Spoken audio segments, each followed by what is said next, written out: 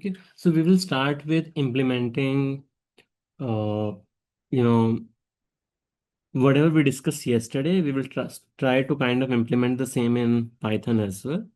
And then we will move on to the other machine learning technique, that is ARIMA.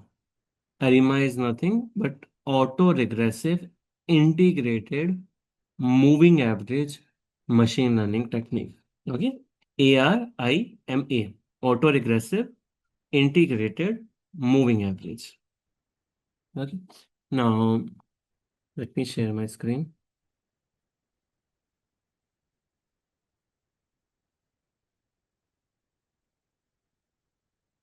Okay, so I have a set of libraries for which I've already added the code, right? I have added a few places where these libraries are used for. I'm not sure if you guys are using Google Colab or you are using Jupyter Notebook, but if you are using Google Colab, then maybe let me just share this file as well, the one that I'm using. Mm,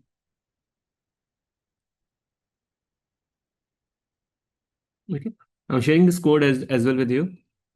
You will be needing it. It doesn't have a lot of code as such, to be honest. Okay, just like for example, this we will be needing. So what you guys are using? Are you guys using Colab or are you using Jupyter Notebook? Actually, we have used both. You use both. Great, actually. Okay, that's how it should be. So please, the file that I've shared with you, can you please upload it to Google Colab?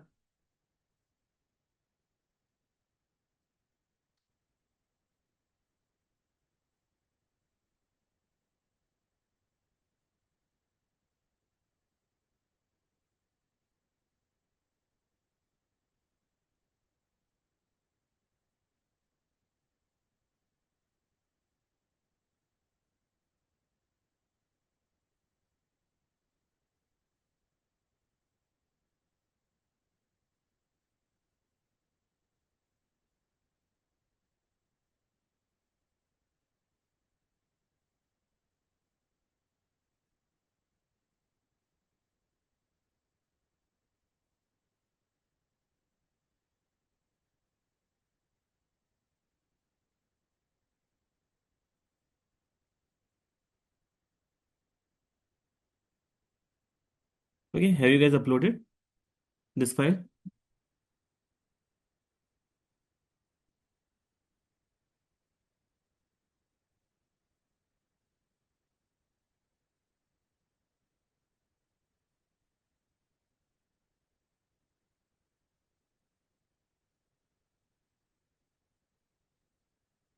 Okay, I hope so. You have. Okay, Should, please. should we upload the file also for this? Yes, we'll do it step by step. So if you have uploaded the code, the next in the next code you will see that we will be uploading the file. Okay.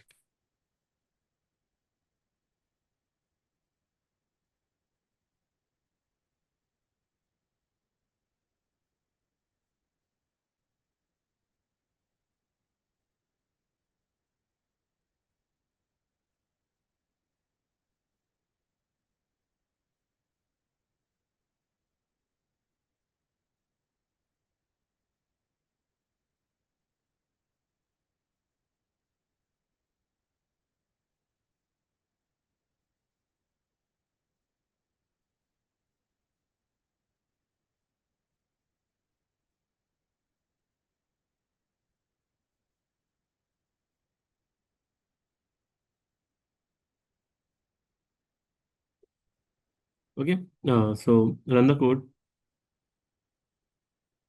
and then what we can do next is, let me add a few of this. Yeah, we will be reading data. Mhm.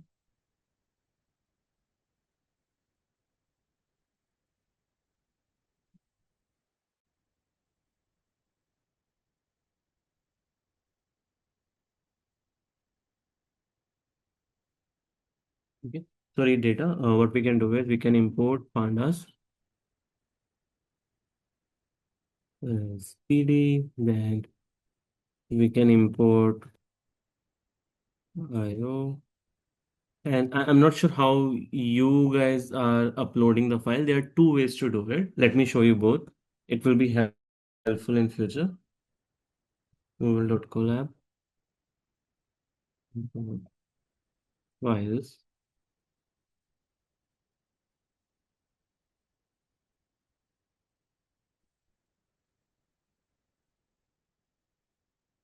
Uploaded.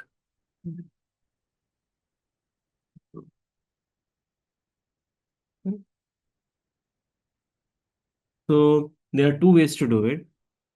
One is you can directly go over here, I believe, right? And you can just import the file from here, right? Like this, and you can just open the file that you want to upload. One way to do it is through code as well. If you want, you can write this code. Oh, it is files. You can write this code, and if I just run it, it will give me option to browse, and I can just directly upload the file from here. Okay, both ways are fine. I like to do it this way because I don't want to go to the folder and upload it. And this also gives me an idea that in a script, which file I had uploaded. If I will directly upload it from here, right? And let's say 1 year down the line, if I want to use this script again, let's say for me, I use it for teaching, right? I want to use this script again 1 year down the line, then what will happen is I will not be knowing that which file I uploaded, what was the name of the file. But if I'm doing it this way, I will also get the name of the file, that this is a file that I used for doing this analysis. Okay, so both the ways are fine. It's just that I like to do it this way using a code. So if you're already aware of it, it is nice. If not, I hope something new. Okay. Now we can just simply um, read the file pd.csv, sorry, pd.read. Very nice. Oh, okay. And now I'll just run this and I will just look at the sample data set.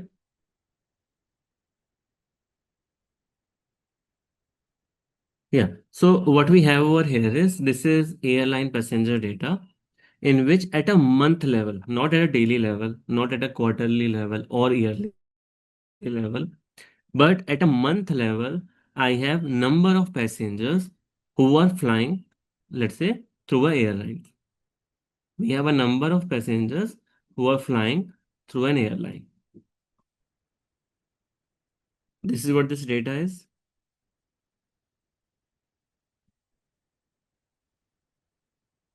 And let me look at, let's say, for example, the rest of the things. So I have two columns. One is a month column, where it is the object data type, which means that it is currently in a string format. And then I have number of passengers column, which is of the integer data type, which makes sense, right?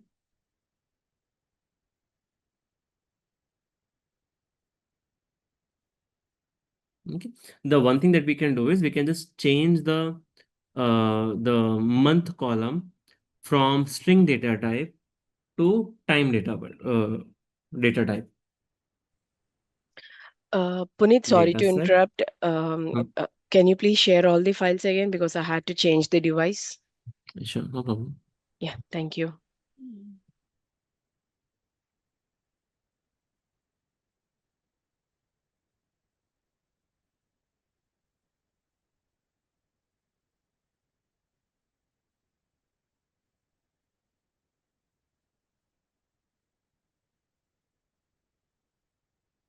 Okay. In the next part, what we are doing is we are gonna change the data type of the month column to time.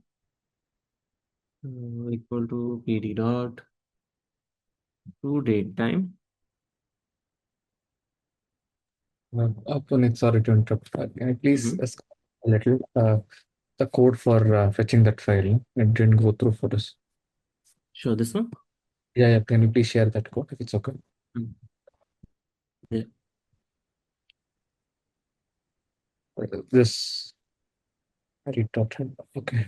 I just uploaded from the file system only Yeah, directly. then you need not to do it again, but just keep it handy, right, for future. As I said, it is just something maybe different that you will learn today. That's it.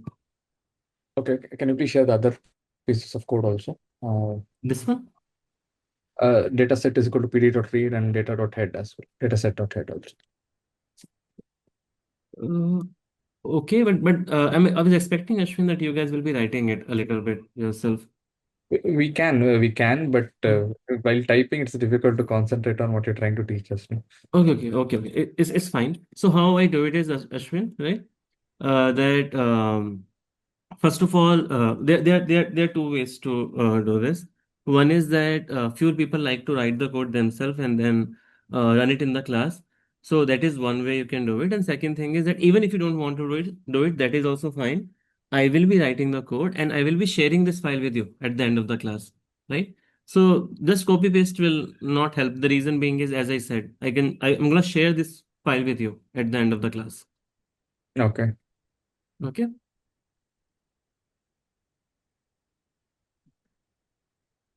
Yeah, please continue. Sure. So what I was saying is that when we uploaded this file, we have um, we have two column, month column and the passengers column. Month column is of string data type and passengers data is column is of integer data type. Because month column is of string data type, we should convert it to time variable, right? And passenger data type is anyway should be int, so we are fine over there. Yes, I'll do. Tejaswini, I'll do that. Now, in the next part, what we are doing is we are converting the month variable to time variable. Okay, let's do that. Let's run it, and after that, let's run this as well. Dataset.info to see that whether the data type change is getting reflected or not. Okay, can you guys do this? This much?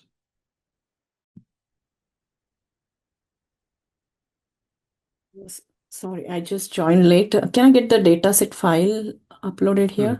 Mm-hmm. And can I do this in Jupyter Notebook or I Yeah, need yeah. Colab? No, you can do it in Jupyter Notebook as well. Okay. And I will be needing all the code because I joined late. I've shared both. Okay, thank you. Oh, it's fine. You guys maybe can just follow me, right? It looks like it's Yeah, gonna be that will be better. Yeah. hodgepodge, right? So maybe you guys just can follow me, right? And then I can share this file with you guys at the end of the class. Okay. So far, Yes. for everyone who has joined late, what we have done is we have just imported a few packages, right? This was already written, this code, not something that I wrote in the class.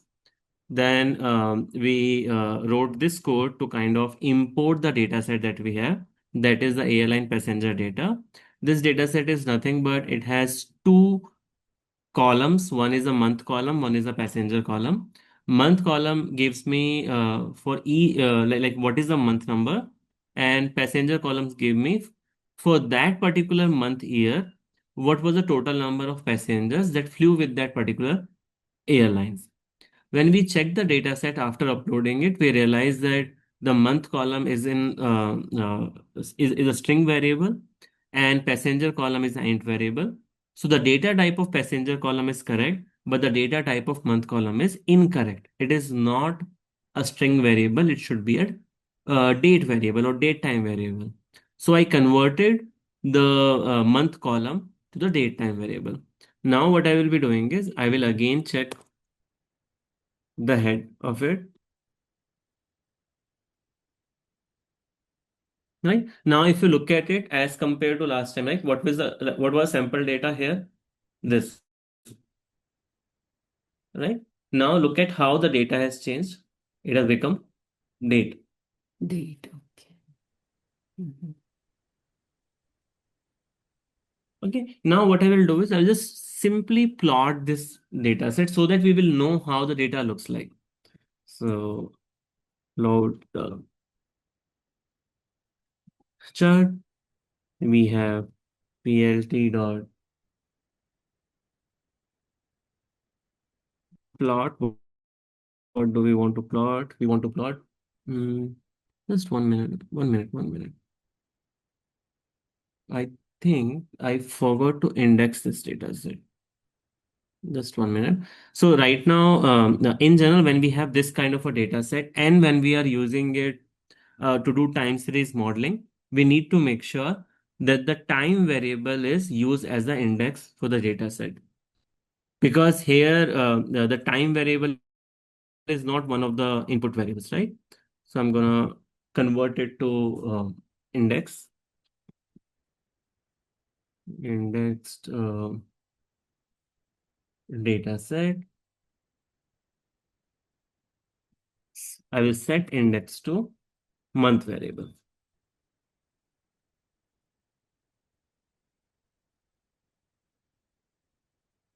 Oh, sorry, my bad. Yeah. Now what I will do is I will plot it. So what do we want to plot? We want to plot this index data set. Index data set. Let's add a few parameters. X label is nothing but date.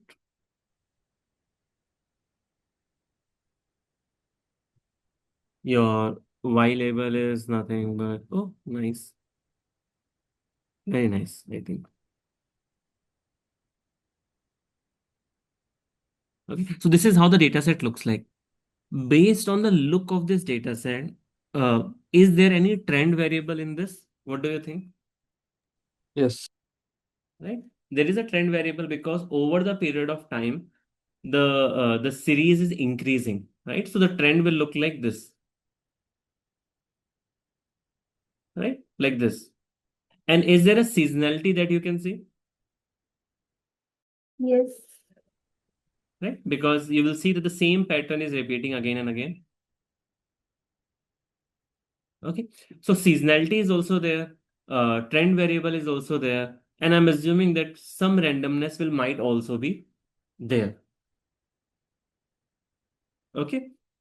Now, what I will do is, because this is what our guess, and yeah, one more question. What do you think? This is a multiplicative time series or additive time series? Multiplicative. Multiplicative, right? Most probably, as I said, right, we can always look at a time series and make a guess, and we will be right 80% of the time. But a few times I have seen that the mathematically it can go a little here and there, right? So most probably this time series is the multiplicative time series. Why? Because the channel is increasing. Remember, yesterday we discussed about this thing. This is a additive time series. If you look at it over the period of time, it just moves between these two channels. And these two channels are always at the same distance from each other. But if you look at the multiplicative time series, in multiplicative time series, over the period of time, the variation increases. Okay, going back to this. So it looks like it is a multiplicative time series. It looks like it has a trend component. It has a seasonal component. Okay, and obviously some randomness as well. Okay, now I will decompose the time series.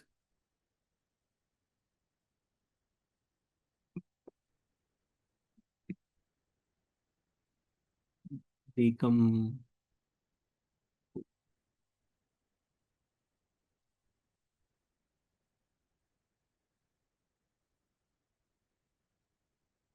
Okay, I'm going to decompose the time series.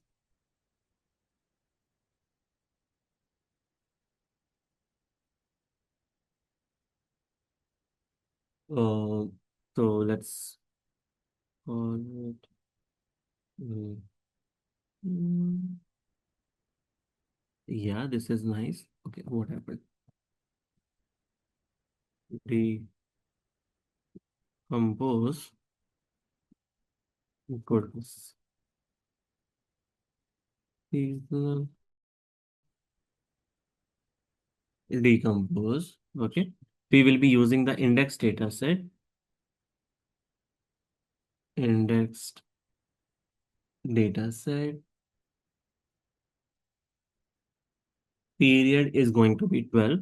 Why we are saying that period is 12? Like, let's say, for example, this is a monthly level data set, right? So it means that after every 12 data point, the month is going to repeat itself. If it was a weekly data set, then we would have said that, okay, after every 52 data points, the data set will repeat.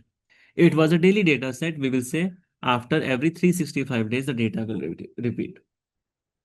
Okay, so that is what this period means. Then model is nothing but here you can add that whether you want the time series to be assumed as multiplicative or uh, additive. I will show you both.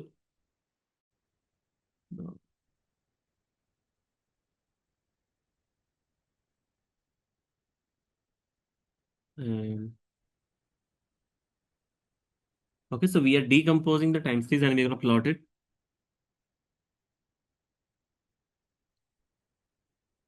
Yeah. So this is the original time series that we had, the very first chart. The second chart is a trend component. Okay. Third chart is a seasonality component. And if you look at over here, the seasonality component is nothing but just control C, control V, control C, control V. Okay. And then the residuals are nothing but this.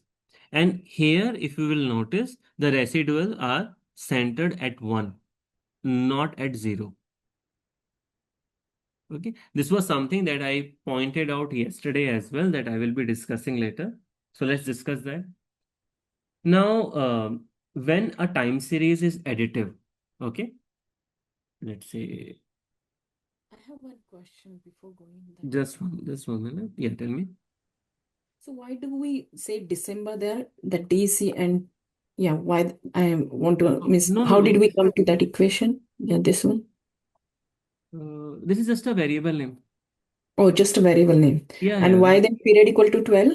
Period equal to 12 because it is a monthly data set. So after every 12 data points, the month is going to repeat itself.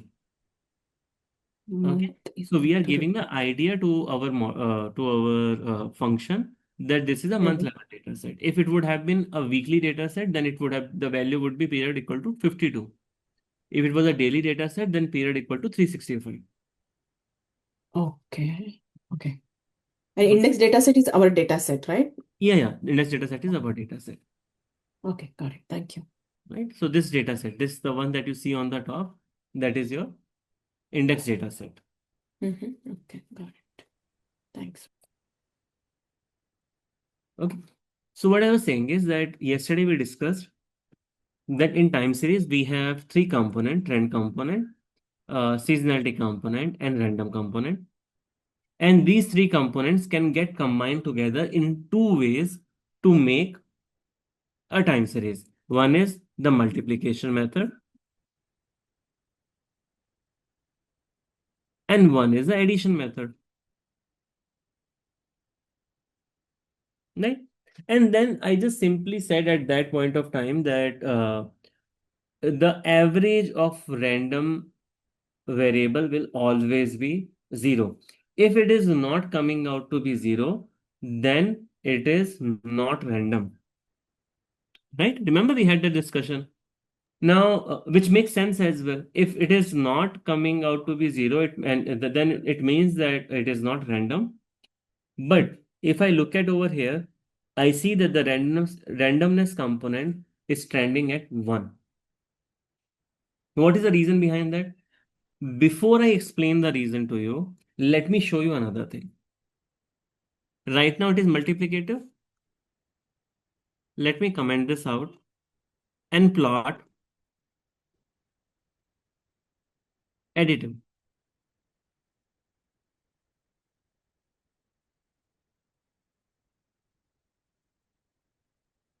Now the residuals are centered at 0. So can anyone tell me? So I think now I've given a hint. If I plot the chart as multiplicative, residuals are centered at 1. If I plot the chart as additive, then, sorry, if I plot the chart as additive, then the residuals are centered at 0.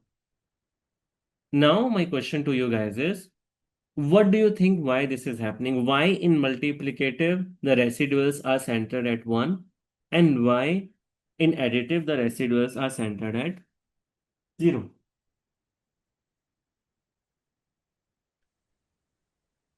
So in multiplicative, if residual is 0, then entire time series will be 0 because like it's multiplicative, it's multiplying. Mm-hmm. Very nice, right? So, see, what is the purpose of residual? What does residual do? Let's say if there is a value, let's say 20, the random component is gonna make that value 20 to either 22 or 19 or 19.5 or let's say 18.5, something like that, right?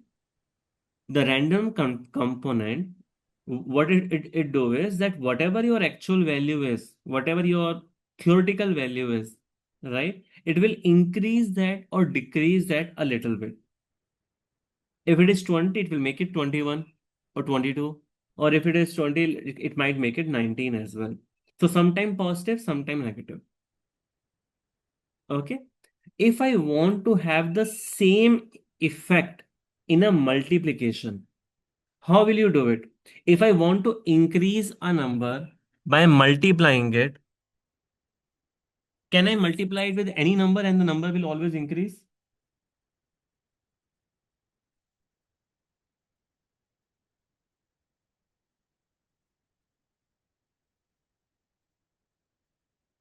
Can I multiply a number with anything and the number will always increase? If I multiply two numbers, will the product output will always be bigger than those two numbers? No, it can become negative also. It can become negative as well. Okay, if both the numbers are positive, then Just multiply it to 0, then it is still 0. if let's say the number is greater than 0, both the numbers are greater than 0. If one of it is 1, then it remains. If Mhm. greater than 1, then the product changes. Right, right. So the funda is that whenever the value will be between 0 and 1, let's forget about the negative value or the 0 as well for now. Whenever the value will be between 0 and 1, if you will multiply that value with a number, the number will decrease. And whenever the value will be greater than 1, if you will multiply that number with anything, the value will increase. Is that right? Yes. Right? If I multiply a number by 0.2, 0.5, 0.7, 0.9, the value will decrease. But if I will multiply a number with a number which is greater than 1, let's say 1.1, 1.3, 1.7, the value will Increase. increase. Right? So in case of multiplication, if I want to increase something, then that the multiplication factor should be more than 1. And if I want to decrease something, the multiplicative factor should be less than 1. So everything, this increase and decrease is happening around 1. On the other hand, if I'm doing an addition, then if I want to increase something, if I will add any positive number greater than 0, the value will always increase. Is that right? Yes. Right? Similarly, if I will add anything which is less than 0, the value will always decrease. Yes. Right? So this increase and decrease is happening in case of addition around 0. In case of multiplication, that increase and decrease is happening around 1. And that's the reason that when we use a multiplicative time series, the residuals are centered at 1. And when we use a additive time series, the residuals are centered at 0. Okay, give me a minute.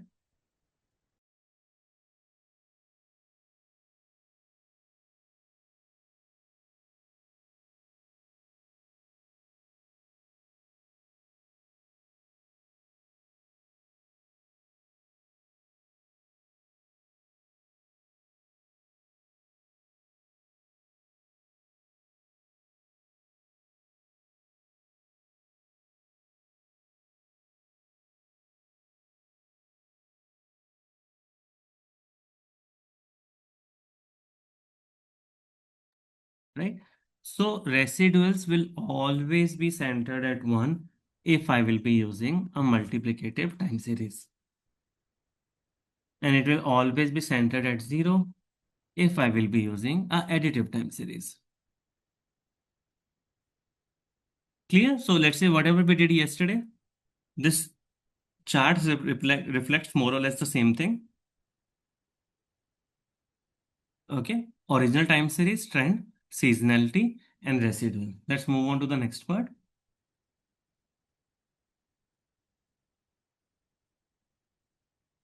Yeah. Now, maybe what I can do is I can show you the output, like how the output is looking like. Decomposed. to-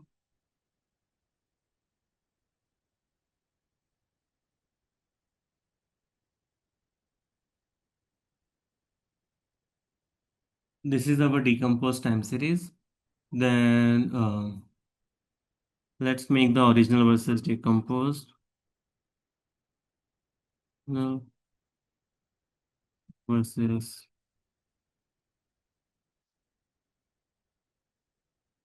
So what? No. So what I'm planning to do is that maybe what I can do is I can extract this data, whatever we have calculated, decomposed. I will extract that data, put it alongside with original data set to show you that how the values are looking like. Okay. So original versus decomposed series, and I'm gonna concatenate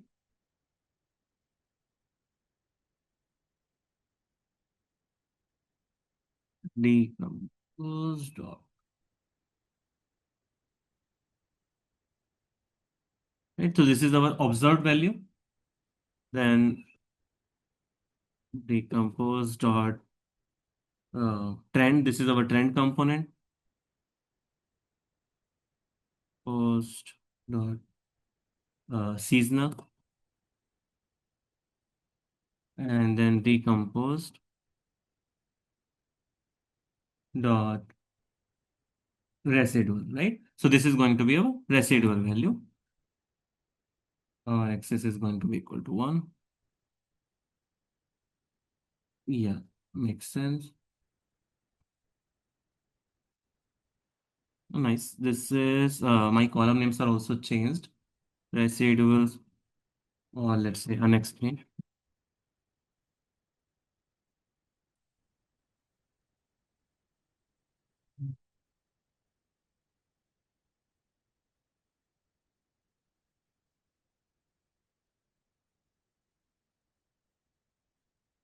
Okay. I'm just going to convert it to CSV and I will download it.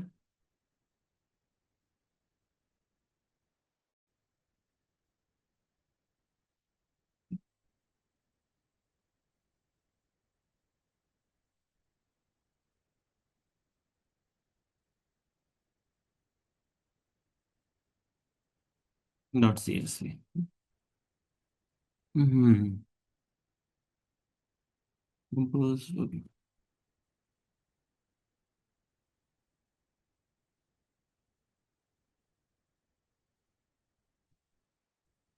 I'll download it as well. Again, uh, we can go to the folder as well and then download it, or we can just use this function as well.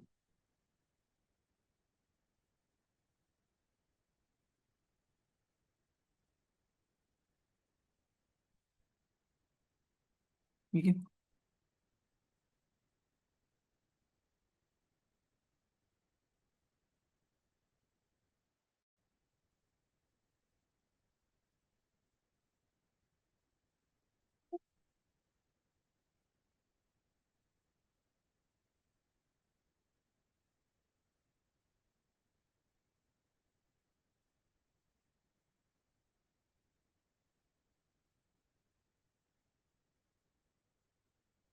Okay. Now,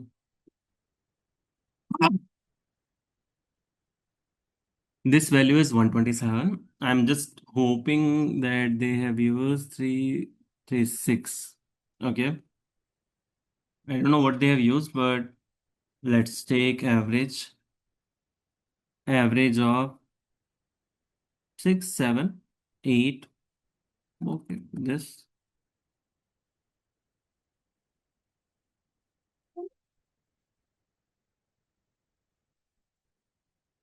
See, it is exactly matching with, it's not exactly, but more or less, I would say it is matching with,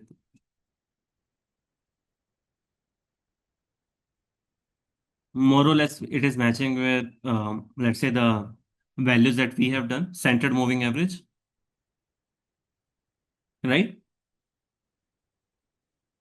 Let me try it with 14. Maybe they have taken the 13 values. No. Mhm.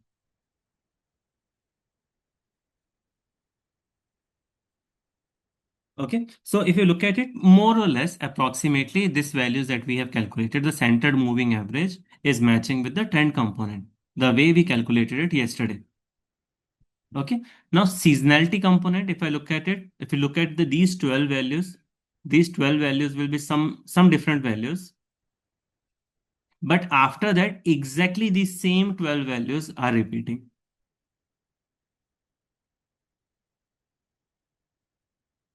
Right? These 12 values, these are repeating exactly after this.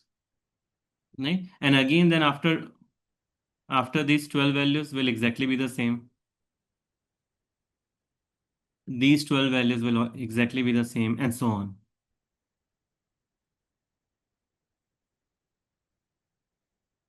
Okay, and you can do the exact same steps that we did yesterday as well, and you'll get more or less the same answer as we got yesterday. It's just that yesterday we used centered moving average of 5 because we had a small data set. Here they are using centered moving average of 12 data points. Okay, clear? Right? What was the next step that we did after calculating the trend component and the seasonality component?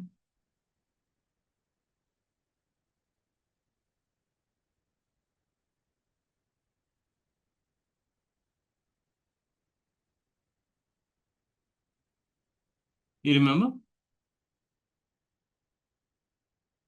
The next thing was that using this trend component, right? Using this trend component, we did a linear regression. Remember or not? We did a linear regression Yes. and we predicted Yes. the, Predicted it using y equal to mx plus c. very nice, right? So there actually just one thing which is present, which was present in the our Excel, but we do not have it. If you remember, we had this x-axis kind of a thing as well. 1, 2, 3, 4, 5, 6. We do not have it as of now, so I will create it. So I'm gonna first reset the index. Original versus decompose series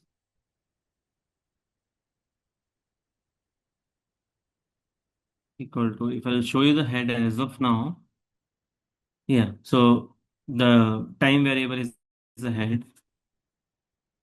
Time variable is the index. I will do reset index.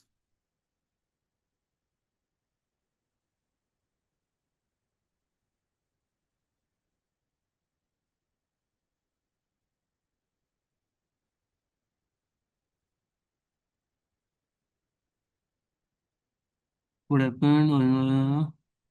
Okay, reset.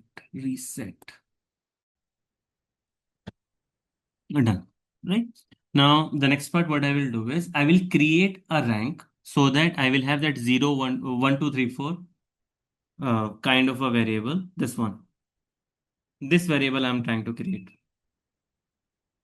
Because I will be using this variable to make the prediction as one of the input variables. So original versus decompose series.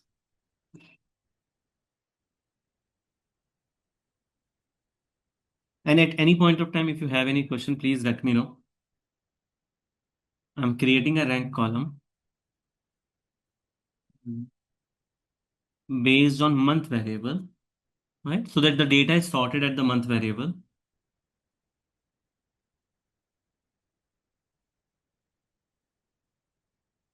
Now let me see the sample data set again. See, now we have this rank variable.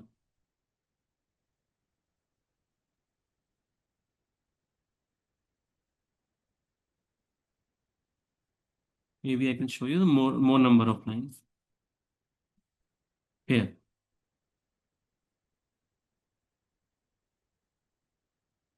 Okay. Do you guys know why the values are not present in the first 6 rows for trend component?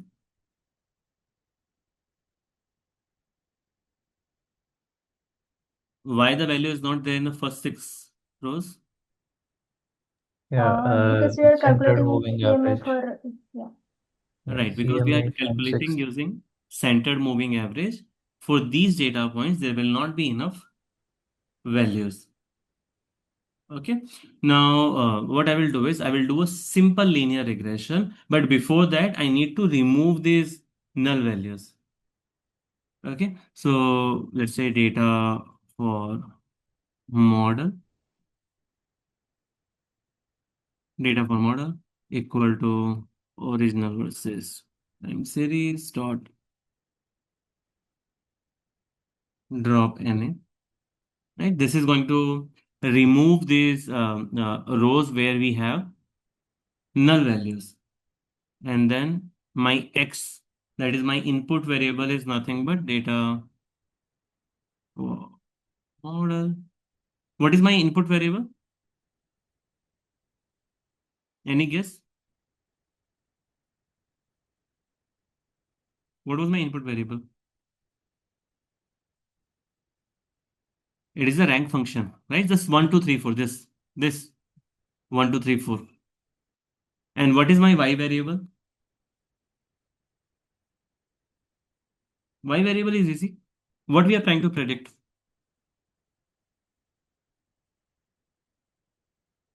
What we are trying to predict? Number of passengers. Number of passengers. Yeah, yeah. But here, what we were trying to Yeah. predict? We were trying to predict the trend column, right? Trend column. Yeah. Remember, again, just taking inspiration from yesterday's class, we plotted this right here. Here, this is a CMA5, right? And then we try to predict these values, this trend component. Once we will be able to predict it, only then we will be able to extend it, right? Yeah. We discussed it. I'll just share my screen again. That y is equal to mx plus c thing, right? Yeah, right. I think here we discussed it, where I said that we will decompose it first, and after decomposition, this seasonality component is easy, right? But this trend component, what I will do is I will try to fit a line through it, and then I will extend the line.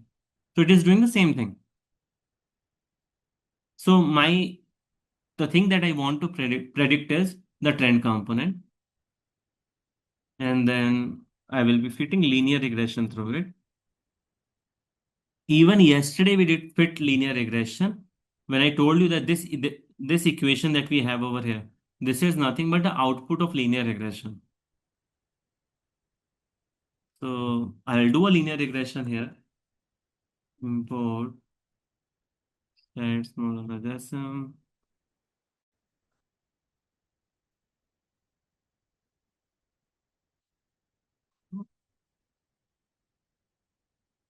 OLS here is nothing but ordinary least square. Okay. It's just a method of fitting a linear regression. There are multiple methods of fitting a linear regression. I'm just using the one that I'm comfortable with.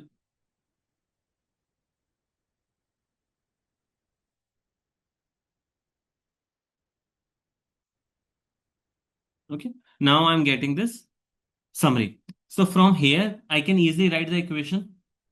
Is that right?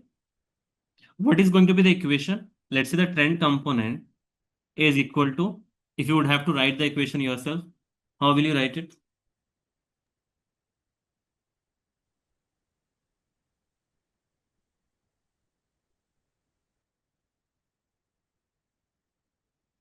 How will you write the linear regression equation from this?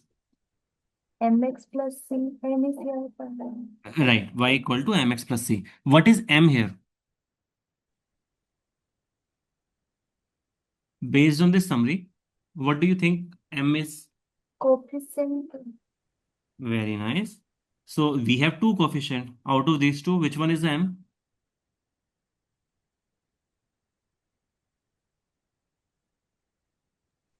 2.6. 2.6. Very nice, right? So the if I would have to write the equation will look something like this. The rank variable multiplied by 2.6669. What is next? Constant. Constant into Yes, 84. plus 84.6483. This is how the equation will look like. Like if I was doing it in Excel, this is how it will look. Right? I think we can even try to do it in Excel as well. Let me put this here.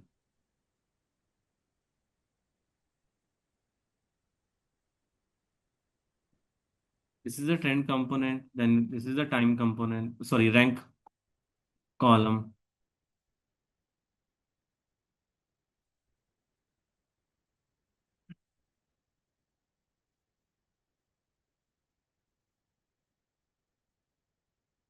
Let me create a chart.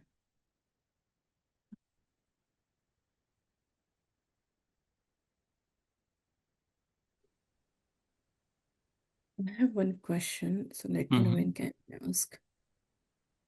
Yeah, okay, I'll just Oh, complete this and then sure. display equation on the chart. Right, this 2.6669, I believe we have same 2.6669, right? See, 84.64. 84.64. So if, as I was telling you yesterday, this equation is nothing but equation of linear regression. The same equation I can see here as well. Yeah, tell me. Ma'am. Yeah, can you please go up? Hmm. Actually, I missed yesterday's class, so I may have some silly questions. So Mhm. here x equal to this. So what are we driving here? From where we are extracting x? This X you are saying, Yeah, correct. this is nothing but like in our linear regression, we have X and Y, right?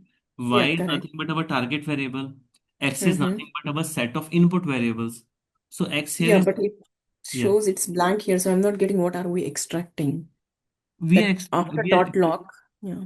right, we are extracting the rank column. So I'm taking all the rows. This one is the row number, right? Correct. Uh-huh. I'm taking all the rows, and which all columns I'm taking? Only one column, rank column. Okay. So Okay. we have rank column in the data set. Yeah, we have. We just created it before. Oh, Yeah. created it here. Okay, got it.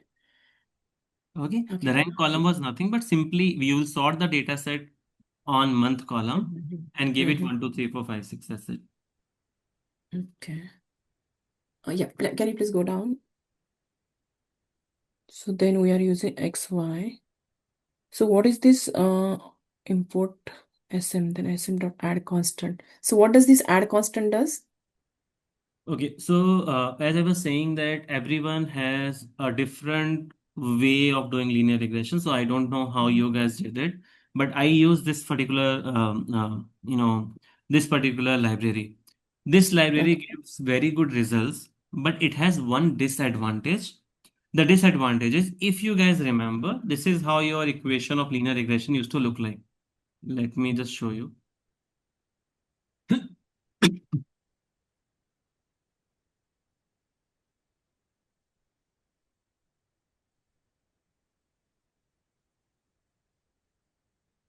Uh, Mm, mhm. I wanted to show you the format that we, at least or I use more frequently.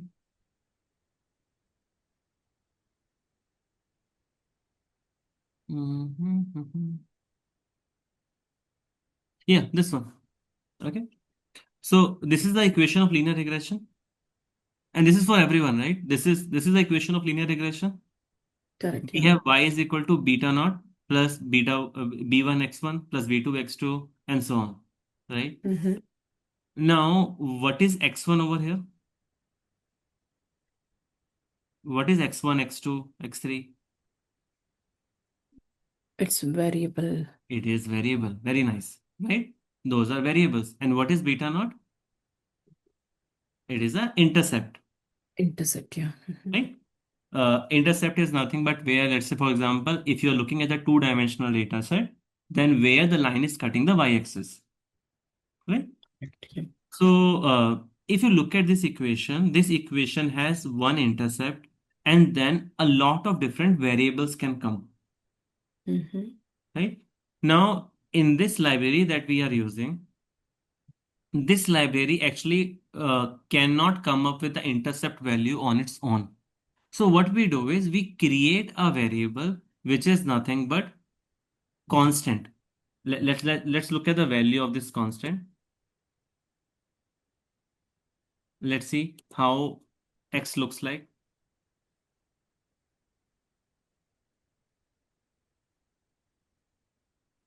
X dot add. See, what is the value of the constant column? 1. 1, right? So it is everywhere 1. Now just imagine, just hypothetically, just imagine, forget about this b naught. Forget about this b naught. If this x variable is always 1, if this x variable is always 1, can I not call b1 as b0? Yep. Mm-hmm.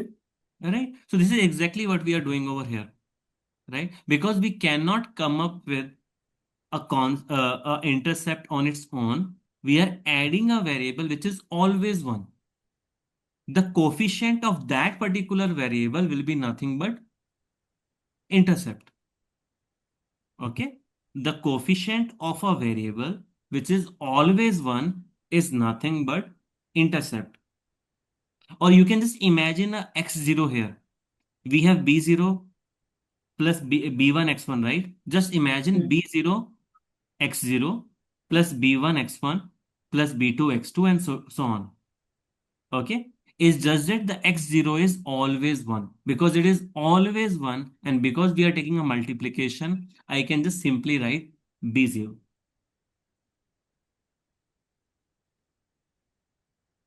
Clear? Okay. Yeah. Got it. Right? So the problem was with the package that I was using. The package that I am using, that package cannot give you the intercept value. But I want the intercept value.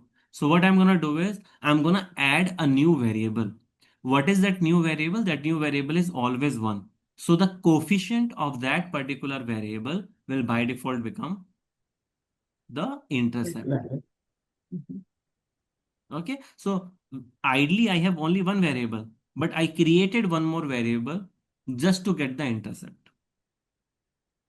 So here the coefficient of the intercept is nothing but the coefficient of the constant variable is nothing but the intercept. Clear to everyone? Okay. Any question?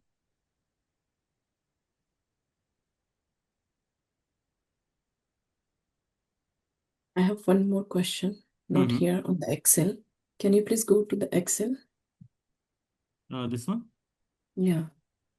So Mhm. how do you bring this chart here? I tried yesterday. I missed the initial part, then I was not able to get this chart. So you go to, yeah, how do you bring this chart here? So we simply select the data set. Okay. Okay, then go to insert and just you can create a line chart as well, but I'm using the scatter plot. That's it. Scatter. Okay. Then, Insert and scatter plot. yeah, then a trend Okay. line, linear trend line, and I just said that I want the Uh, just 1 minute. In the trend line, I just simply said I want the equation as well. That's it. Okay. Okay. Going back to what we were discussing. So we had a trend component now. We have the equation as well, so we can predict the trend component. So I will just make a new mm, column, predicted trend. So the same original versus decomposed time series. In this, I'm gonna add a new column.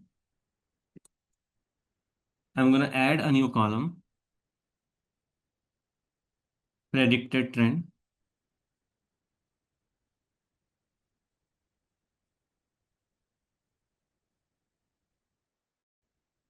Predicted trend, which is nothing but whatever our original, whatever our rank column was, I'm going to multiply this by the coefficient 2.669, 2.6669, right? Plus my intercept, which is nothing but 84.6483. Okay. And let me look at the sample data as well.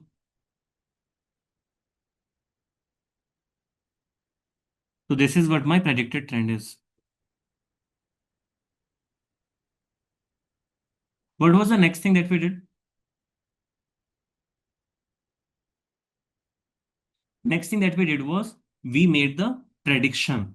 In case of multiplicative time series, how will you make the prediction? By multiplying what to?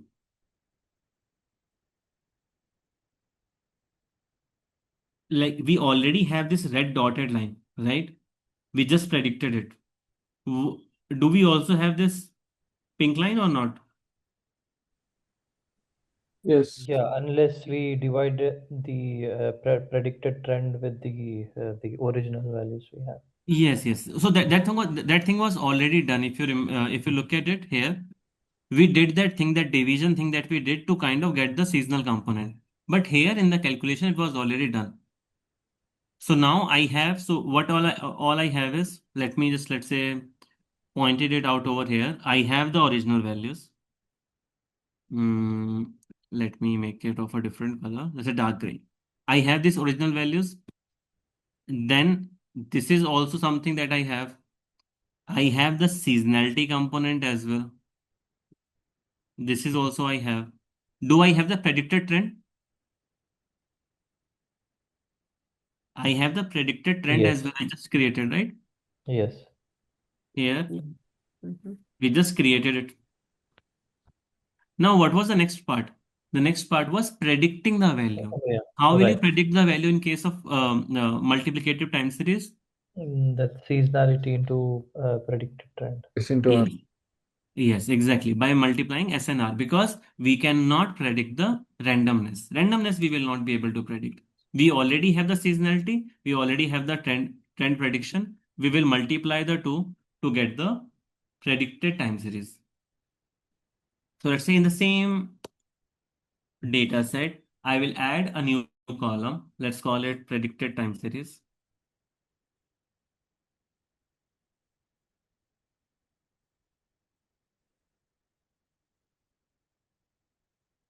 Predicted time series, which is, let's see, no, original predicted trend. And I'm going to multiply this with seasonal component.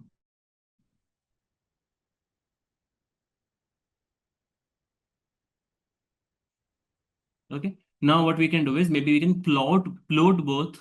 We can plot actual value as well, and uh, the predicted values as well, so that we'll have a rough idea how the predictions are looking like. PLT dot plot.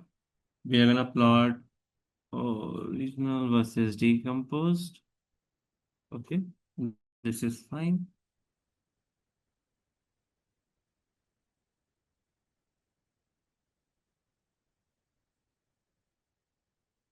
Okay.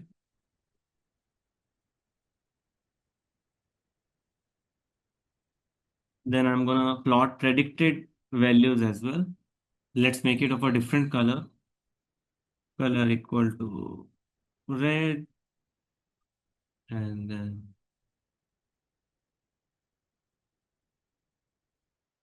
this is gonna call it basic model, right? We have just created a basic model out of it. Yeah, see, this is how the red line is our predicted line. The blue line is our actual line.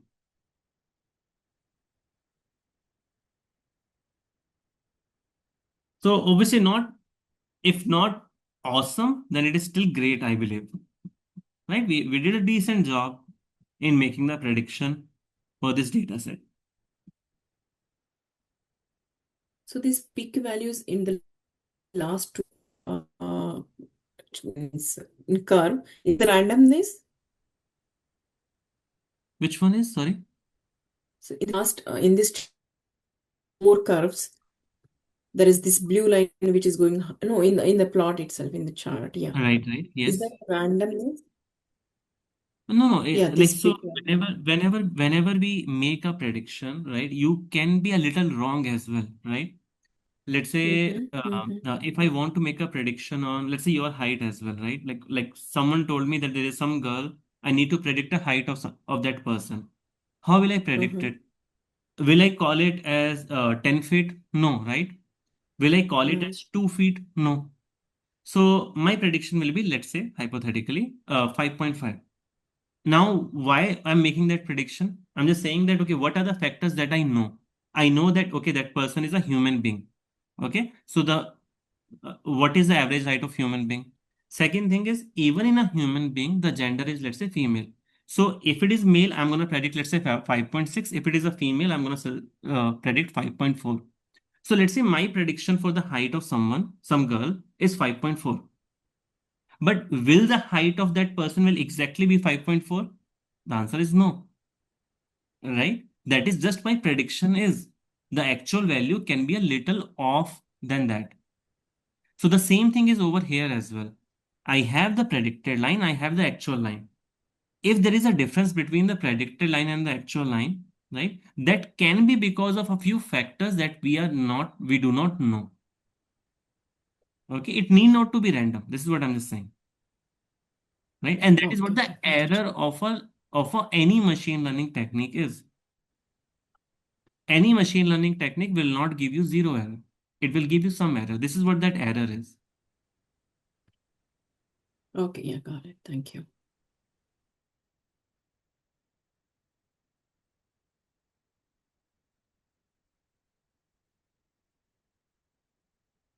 Right? Any question, anyone? Right? What we have done so far is they just replicated whatever we did yesterday.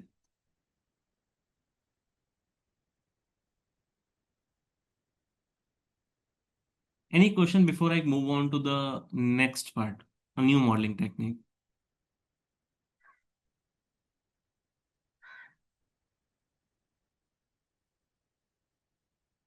Okay, the next thing is, in that case, right, I already have that topic, ARIMA model. In ARIMA, we have, as the name suggests, ARIMA means auto-regressive, integrated, moving average. Okay, auto-regressive, integrated, moving average. And the short form of this is nothing but ARIMA. Okay. Now, why this such a long name for this? The reason behind such a long name is that it is a combination of three models. This is three different models altogether. Auto-regressive is one model. Integrated is not a model, but yeah, I'll explain what it is later. But yeah, the people call it still a model, okay? So auto-regressive is one model, integrated is one model, and moving average is one model. Okay? Things will be a little confusing here, so just try to stay with me and a little away from the mobile phone. Okay? It is a combination of three things: auto-regressive, integrated, moving average. But before I proceed, I want to clarify one thing. Okay?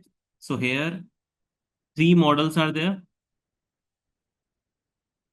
Model 1 is autoregressive. Model 2 is integrated. And model 3 is moving average. So before we proceed, to avoid any confusion, this moving average term, this term has no relation with moving average. Okay, this is where most of the people get confused. That because we are saying auto-regressive, integrated, moving average, right? So it means that it is something related to the moving average. Okay, the answer is there is a term that we are using, but this term has no relation whatsoever with moving average. Okay, it has no relationship with moving average. Now, what is auto-regressive? This is a term that I used yesterday as well. What is the meaning of this? What is regression?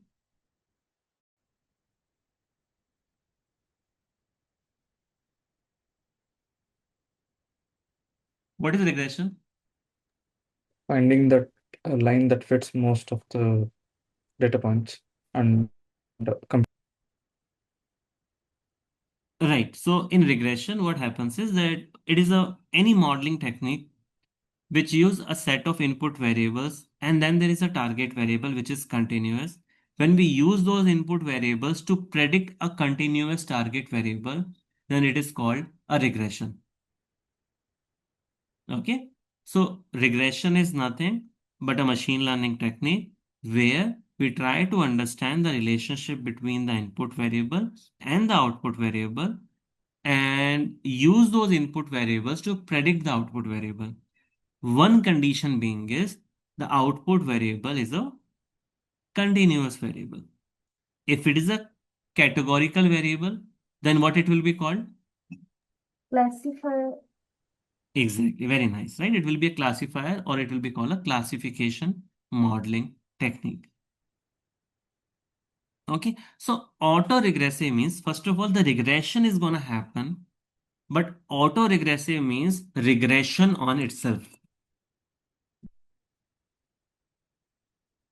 right? Same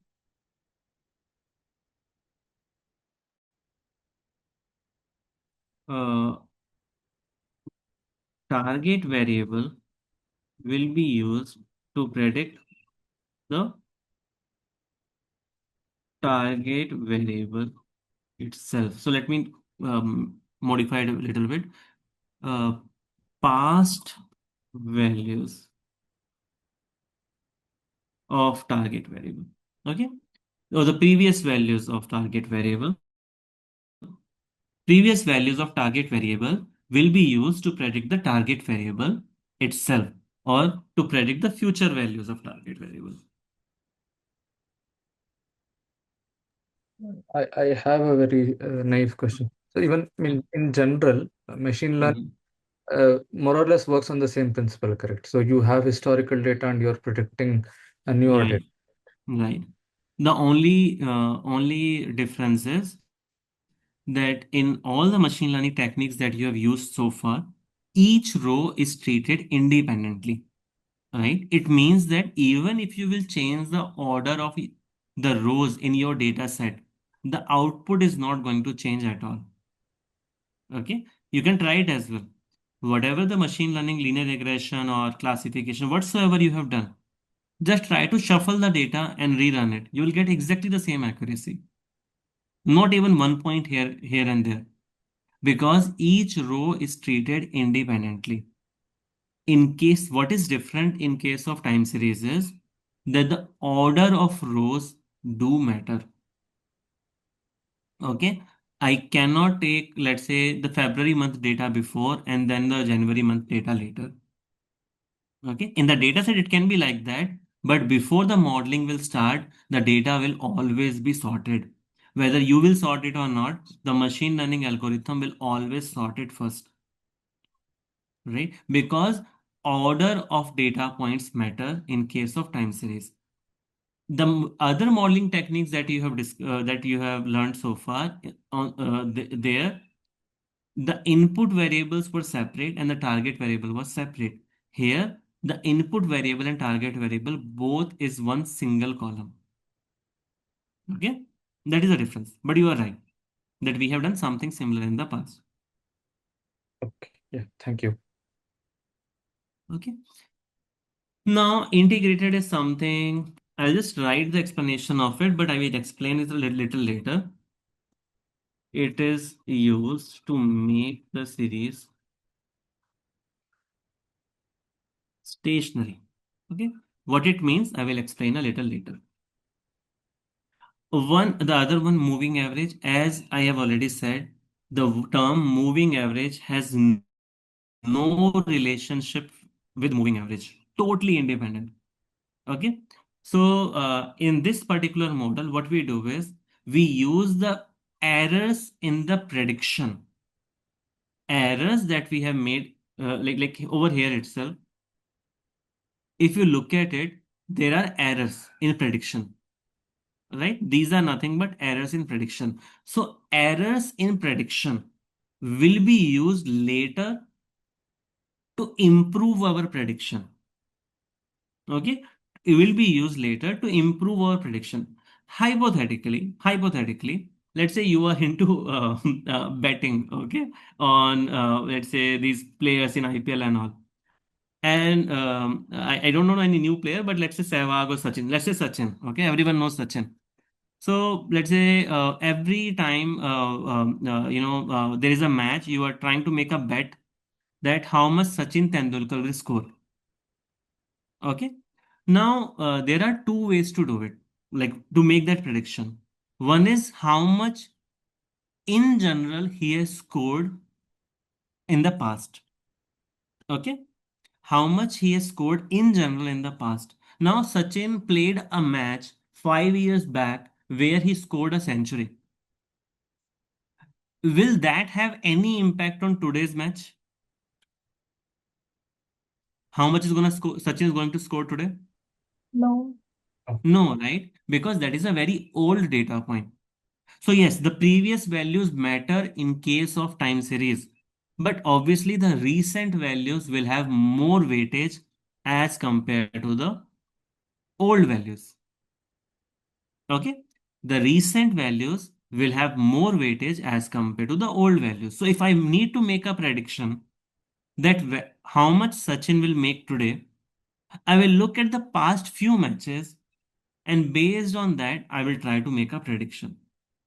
That is one thing. That is AR part of auto regression. Okay, where we look at the past values to make what is going to be a prediction for the future. But as I said, when we say past value, that doesn't mean that very old values. Very old values will have some impact on today's value, but that impact is going to be very negligible. Okay, but that is the auto regressive part. The other part is that whenever I make a prediction that how much Sachin is gonna score today, I have seen that I always make a under prediction.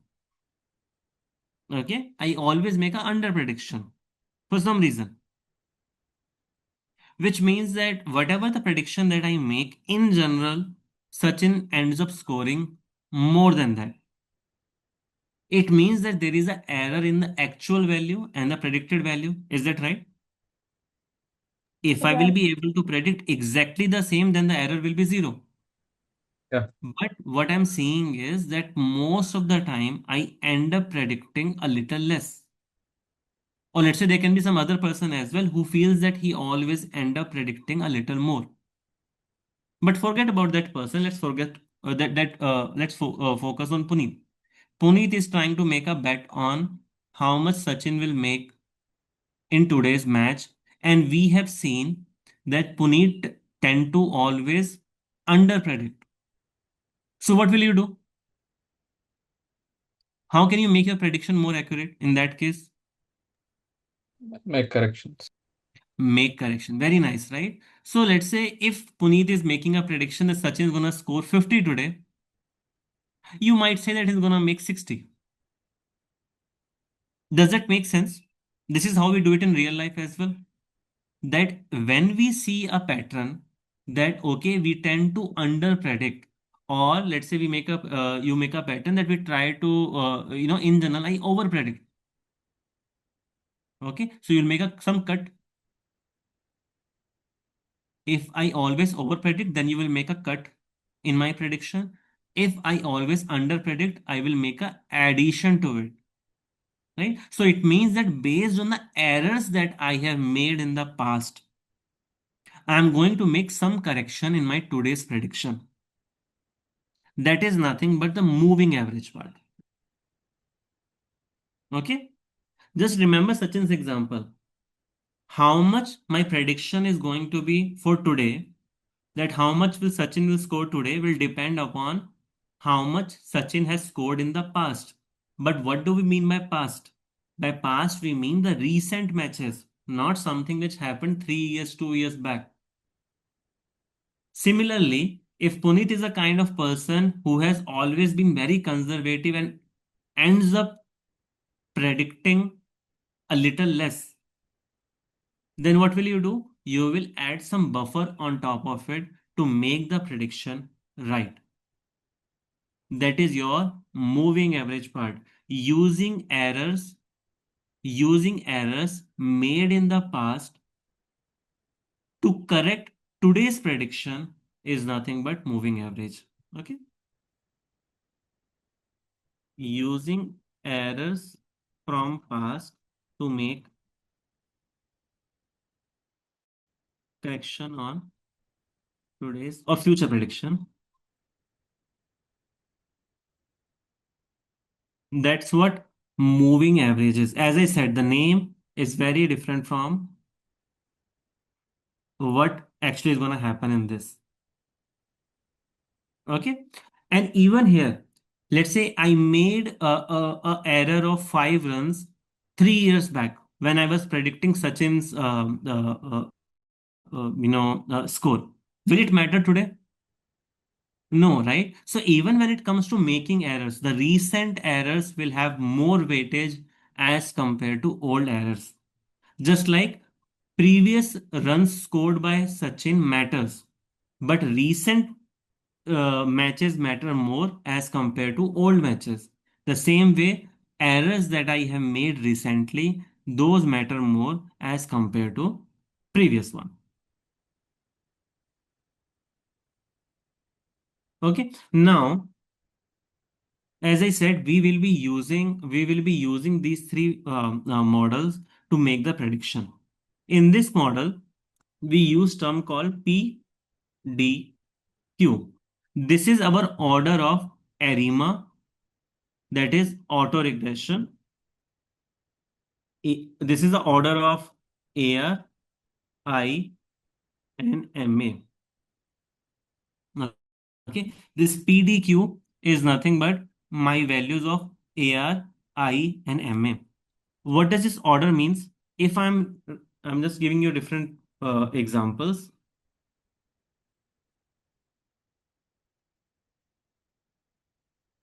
If this is like this, 0, 1, 1, 1. Forget about the I for now. Okay, forget about the I for now. I will discuss. But here, 1, 1, 1 means that ARIMA order is also 1, MA order is also 1. What is the meaning of that? It means that only the, like, again, I'm taking Sachin's example. Only the run scored by Sachin in the previous match matters. For today's prediction, only the run scored by Sachin in the previous match matter. What he did before that doesn't matter. Similarly, MA, the order is 1. It means that the error that I made in my last prediction matters. Last prediction, just before that, whatever the error that I made in my prediction, that does not matter. Right? Similarly, if I will do this,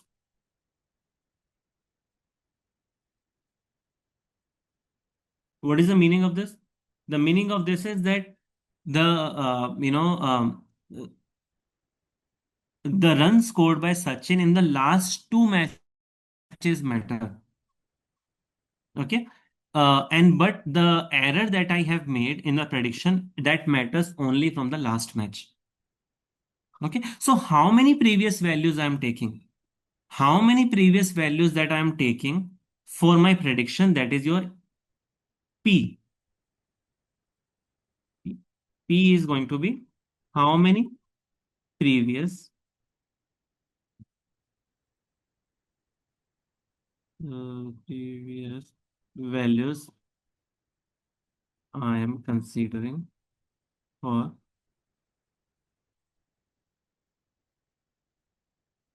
today's value, right? And Q is how many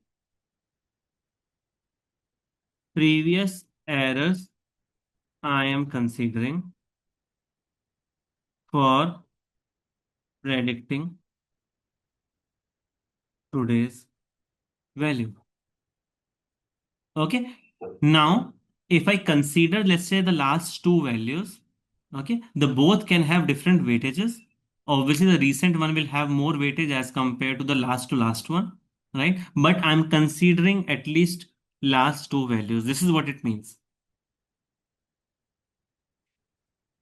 Any question? I'm very sure that you might be having some questions on this. So please ask.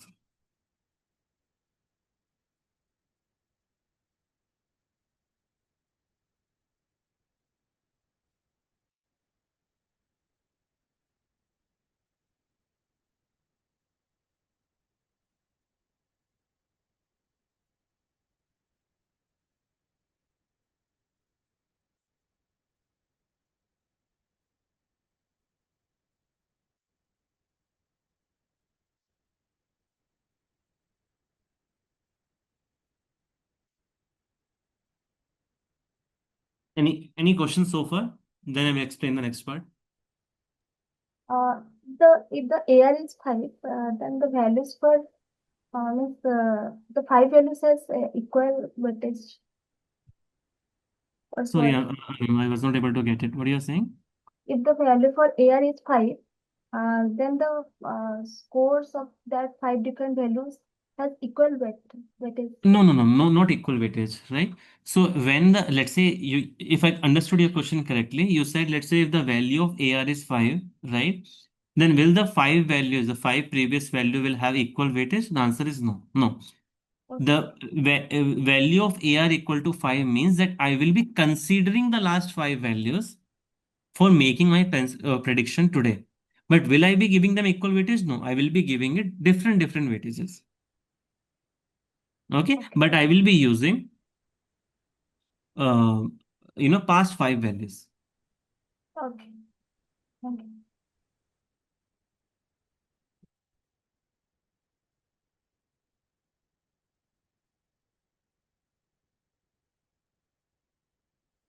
Any other question, anyone?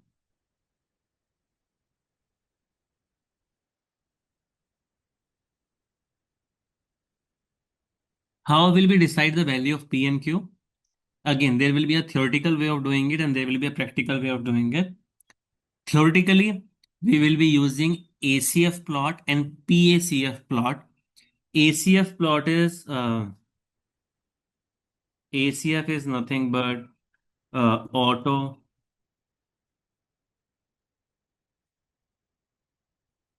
correlation plot. Factor it is called. The plot will be of that. And PACF is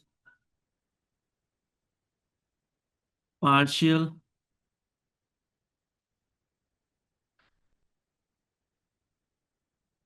autocorrelation factor. So theoretically, we will be looking at ACF plot and PACF plot to predict the value of P and Q.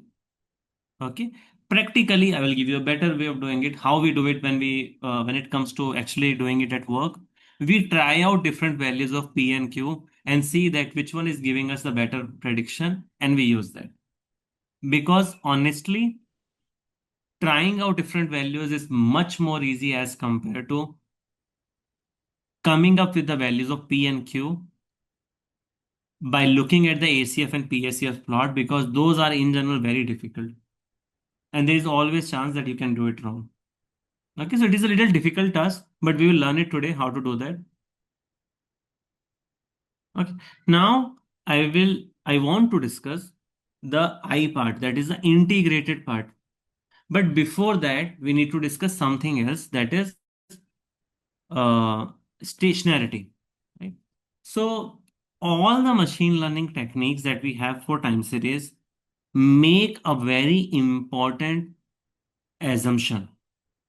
Okay, that assumption is that the time series is stationary.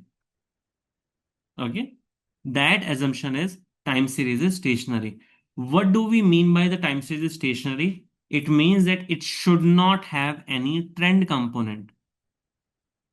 That is the first condition. Second condition is it should not have any seasonality. Third condition is that it should not have any variable variance. Okay, I will explain again. I will explain all the three parts.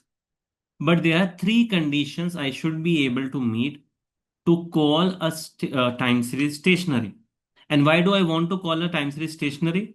Because if the time series is not stationary, the models will give you wrong prediction.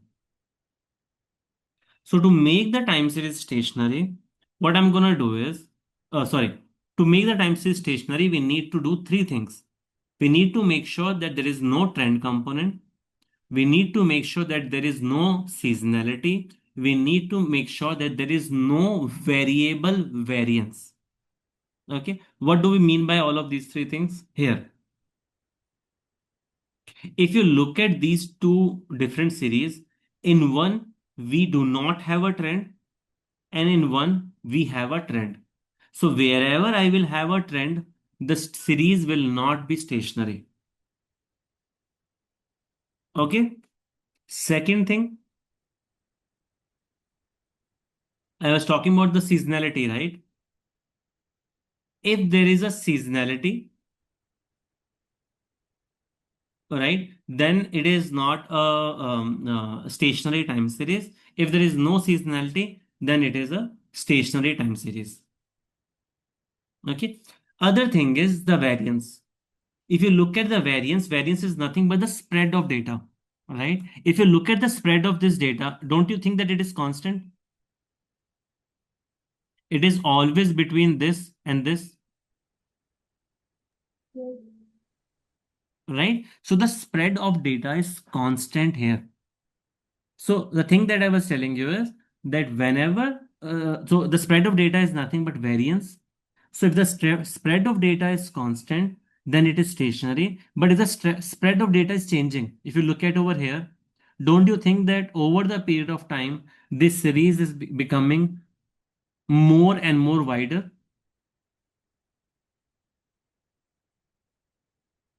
What do you think? Yeah, it's becoming wider. Right? So if the series is becoming more wider, it means that the variance is increasing. Variance is nothing but spread of data.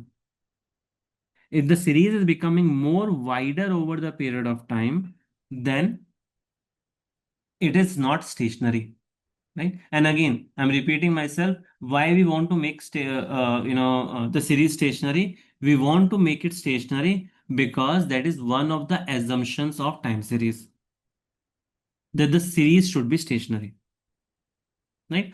Now, what if the series is not stationary? let's say the data set that we have, do you think it is stationary? Does it have a trend component? The answer is yes. It has a trend component. So it means that it is not stationary. Does it have a variance, variable variance? Yes. If you look at it over the period of time, is it not becoming more and more wider? Yes. Right? So it means that it has a variable variance. So there are many factors which are making this time series not stationary. So we need to make this series stationary. But before we do that, this is what by visualizing it, we are saying it. But so every time it is not possible to visualize the time series. I don't know what all this is written, but I will remove it. Okay, anyway, I'll just add more code here. So what I was saying is that it is not always possible to visualize the data set and see whether the series is stationary or not. That's why what we do is we use a test. The test name is Dickey-Fuller test. Okay, we call it Dickey-Fuller test. There was the full name was augmented Dicker-Fuller test. That's what I was thinking. The short form is ADF. It is called ADF test. We perform this test, and if the p-value is greater than 0.05, the series is not stationary. If it is less than 0.05, then the series is stationary. Okay, let me write it down so that's easy to remember. We will perform augmented Dickey-Fuller test. This test is used, okay, this test is used to check if the series is stationary or not. Okay, what we will use is if p-value less than equal to 0.05, then stationary, and if p-value is greater than 0.05, then not stationary. Okay, so I'll just simply print results of Dickey-Fuller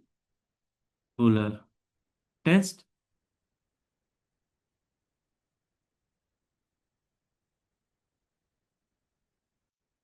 DF test. Uh, see, I don't know what this means, so let's remove this. I will just use index data set.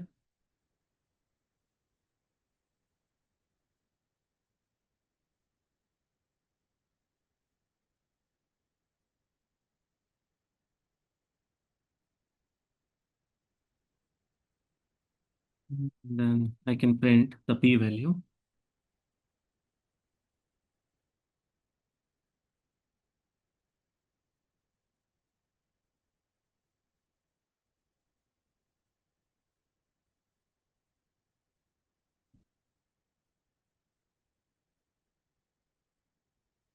DF test, the first value, and I can round it off to 2 decimal points.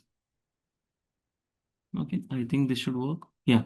So if you look at the p-value, if you look at the p-value is greater than 0.05, actually it is very high, 0.99, which that this series is what? Not This state. is stationary? Not Not state. stationary, right? Yes. This series is not stationary. Okay. Now to make the series stationary, this is the important part. If it is not stationary, then what should we do? Here will come the concept of I. Okay. Here will come the concept of I. If the series is not stationary, we are gonna use the integrated part of our model, and we are gonna make it stationary. What does integrated do? Nothing. Very simple thing. It is gonna take the difference of series with itself. Okay, we are going to take the difference of the series with itself, and that most probably should make our series stable. Okay, most probably. Now, what we can do is I have index data set. Okay, I will take the difference of this series with itself. Index data set dot. This is the first step that we do. We take the difference of the series with itself. It means that it will be something like this: yt is equal to yt minus 1. This is what we are doing. We are just taking the current value and subtracting the previous value from this. In theory, it helps us in making the series stationary by eliminating the trend. In order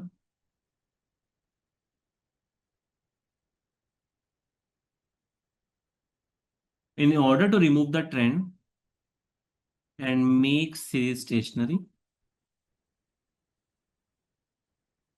we will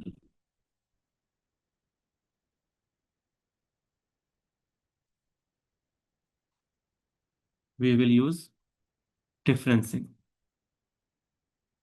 Okay, this differencing is nothing but integrated part of ARIMA model. Okay, this I that you have in between, this is that.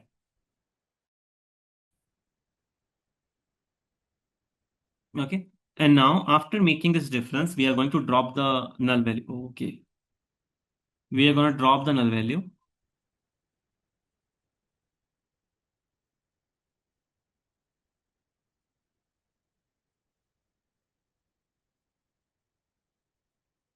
Drop NA.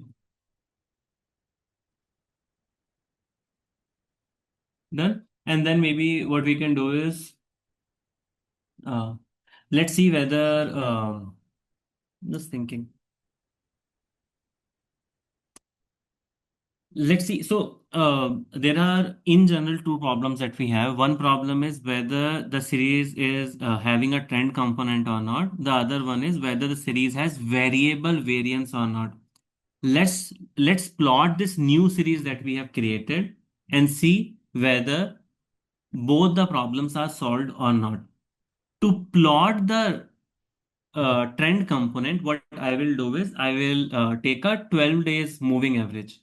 Okay, 12 days, CMA you can call it, but I'm just taking a simple moving average to create the trend component. Plotting the new series.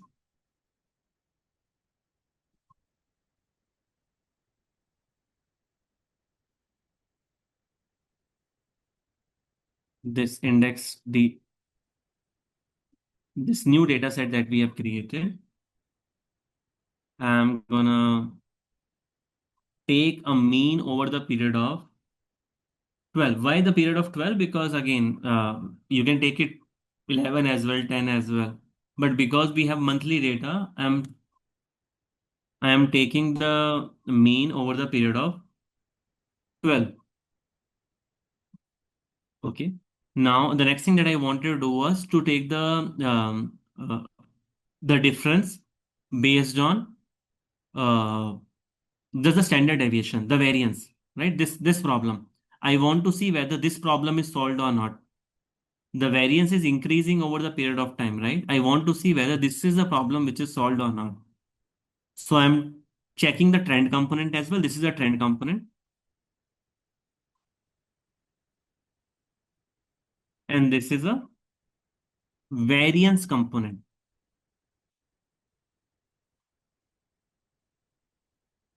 Okay. Now let's plot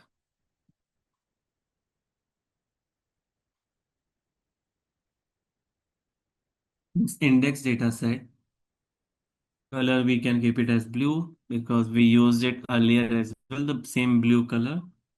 And let's put a label that it is the original one.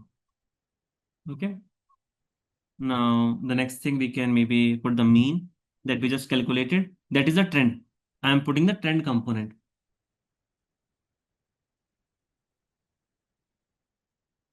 Instead of blue, let's make it red.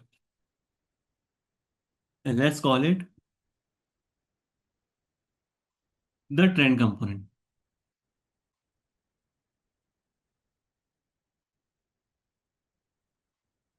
Next one can be standard deviation. This is rolling standard deviation. We can make it of a black color and we can call the trend as rolling or simply variance.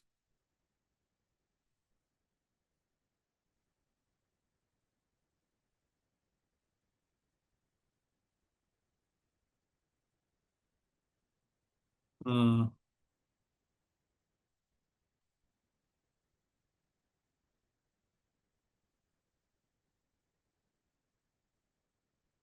okay, and then plt dot show. What happened? What happened? Standard. Okay.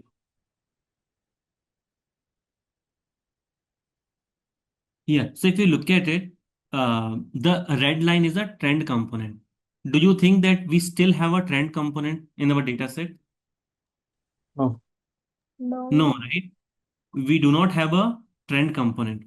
Do you think that we have a variable variance? Is the variance increasing over the period of time? No. Variance is increasing, right? Let's say if you look at the spread of data, is the spread of data not increasing over the period of time? Yep, it's increasing. It is increasing, right? So our one problem is solved. That is no longer there is a trend component, but there is a still a problem of variance. Variable variance. Variance is increasing over the period of time. And I think one more thing that you might have noticed, it is the same copy paste pattern as well. Can you see?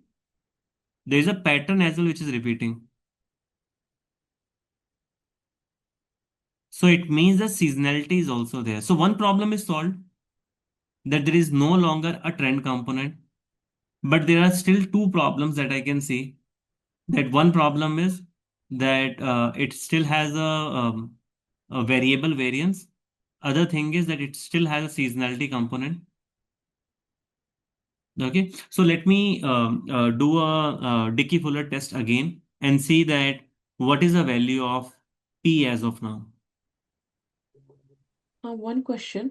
Why Mhm. we are saying there is no trend component because line is almost straight? Yes, yes, right. This red Okay. line is flat. That means that there is no trend. Okay. It is not increasing, not decreasing. Mm. Now we are doing the Dickey Fuller test, but we want to do it for this difference data set.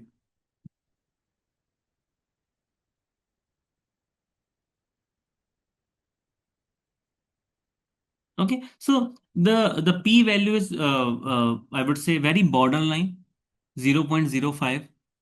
Okay, let's look at the three decimal places. It's a little more than 5 actually, right? So theoretically it is not a stationary time series, but is it better than what we had earlier? Answer is definitely yes. It is definitely better than last time. So we have improved our time series. We have taken it towards stationary, but it is still not stationary. Okay, because why it is still not stationary? Because the variance is increasing over the period of time, and the second problem is seasonality. Now we will try to solve both of these problems. Okay, to let's say if there is an exponential data set, and if I want to make it a straight line, do you know what do we do? This is a very common actually it's a very common, what should I say? It's a very common concept in stats. If something is increasing exponentially and you want to make it a little bit straight, how should we do that?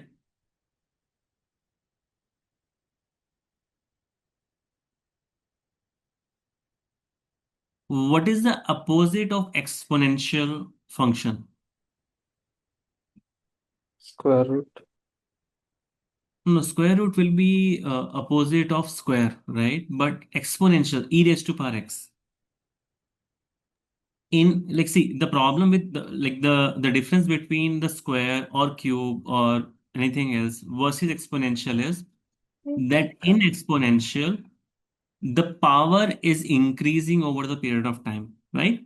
E raised to power x, the base is constant, but the power is increasing over the period of time, and that's why it increases even faster than square function or cube function, because in square and cube the power is constant, that is 2 or 3. Log. But if very nice, right? If something is increasing exponentially, okay, very nice, Ashwin and Arunima, right? So, very nice that whenever something is increasing exponentially and you want to calm it down to make it flat, the answer is always take a log of it. Okay. This happens again in a concept of linear regression because one of the assumption of linear regression is, and correct me if I'm wrong, one of the assumption of linear regression is that there is a linear relationship between the target and the input variable. Is that correct? Correct. Right? That there is a linear relationship between the target and the input variable. But in real life, will you always get that kind of a relationship? No. Sometimes the relationship can be little different. For example, it can be an exponential function. In that case, what we do, we transform our variables. Have you heard of this concept, transforming the variables? No? We take a square root, we take a cube, we take a square, we take a log. Yeah. Okay. Anyway, even if you have not heard of it, I'm just telling you that in case of linear regression, or even in other machine learning techniques, there are certain assumptions that we make. In case of linear regression, the assumption is that the variable is linearly related with the target. When it is not, we try different transformations. We try log transformation, we try to take exponential transformation, we try to take 1 by x, x square, x cube, and you see that which one is showing more linear relationship with target. The same thing I'm going to do over here because I see that the variance is increasing exponentially. It is increasing very fast. I'm going to take a log over here. That is one thing. Second thing is there is seasonality component as well. To remove the seasonality, I will be taking the difference from the last 12th value. Not the previous value, but the last 12th value. Okay, because here if you look at the seasonality component, the values are repeating after every 12. You look at this is 1, 2, 3, 4, 5, 6, 7, 8, 9. I don't know how it came this much. Okay, let's go back to this one. Here we could have seen, right, easily that the values are repeating after every 12. Okay, so to remove the seasonality component, I will be taking the difference from the last 12th value. Again, these things are very standard things that we do in ARIMA, right? We took a difference of 1 because we wanted to remove the trend component. We will be taking the log so that this variance which is increasing exponentially, that will go away. Then we will take a difference from the 12th value to remove the seasonality component. Here we have the seasonality. Okay, so let me do all of that. Time series after taking the log, np dot log of indexed data set. Okay, I'm gonna take a log of it. Then what I'm gonna do, whatever the log that I have taken, I'm gonna take a difference of 1.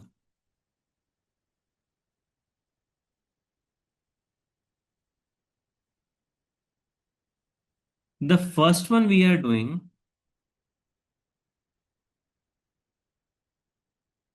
solve for variable variance.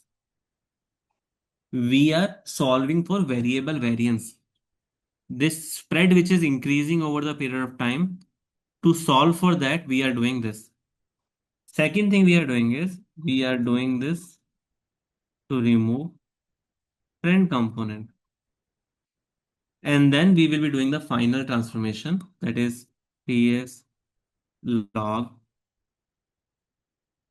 diff seasonal PS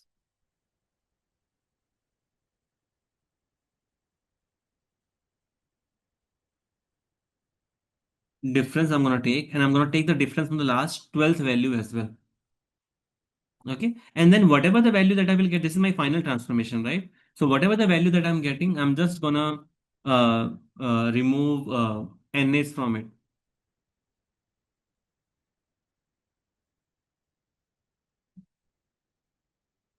This we are doing to remove seasonality component.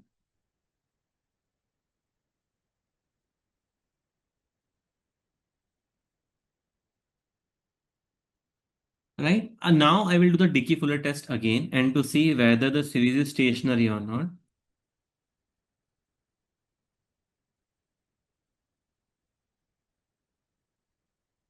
See, the value is now less than equal to 0.5. So it means that the series is stationary. Okay, just give me a minute.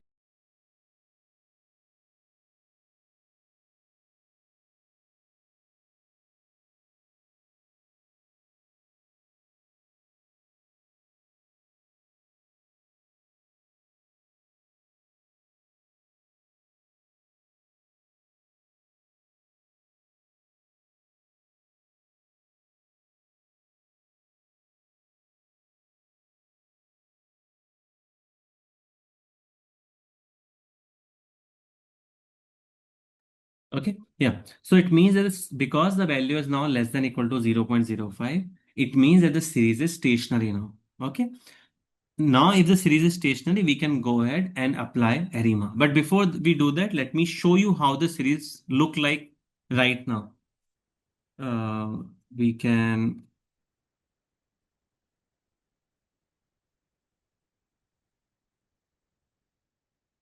plot the TS log diff seasonal. Okay. Mhm.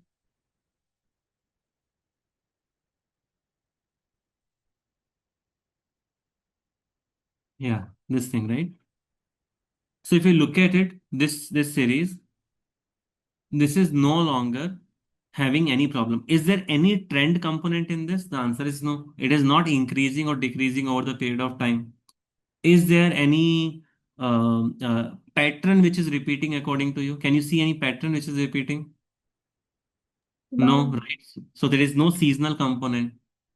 The variance, I agree, could have been better, but at least it is good enough. The Dickey-Fuller test is saying the variance is also good enough. It is not increasing or decreasing over the period of time. Okay, let me make it a little concise. PLT dot.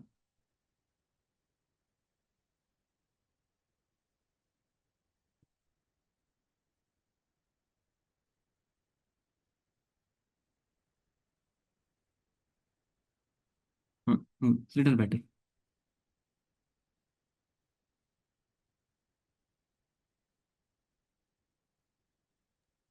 So we have to perform that Dickey-Fuller test repeatedly until we get stationary behavior. Yes, you are right. Mm.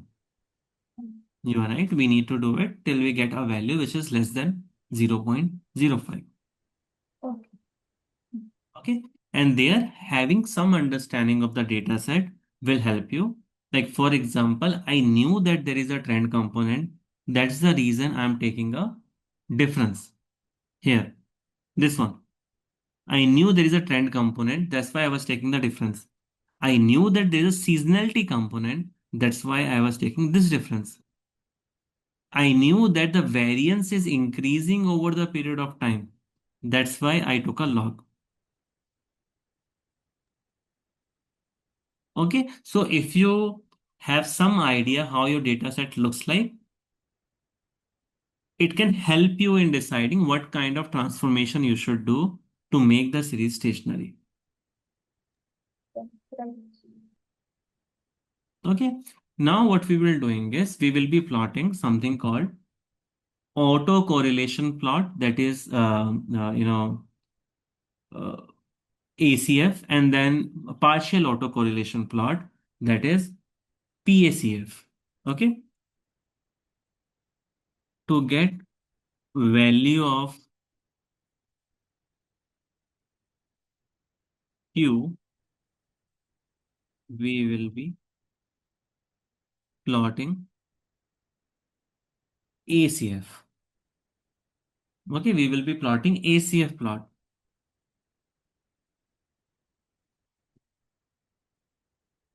Plot, okay, plot ACF, log seasonal.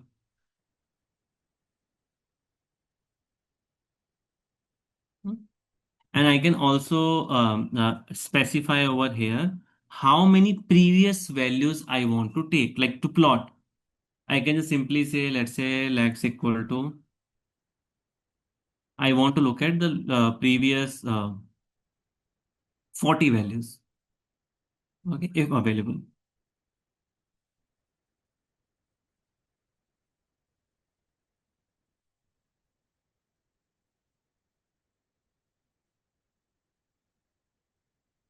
Right? How to read this thing?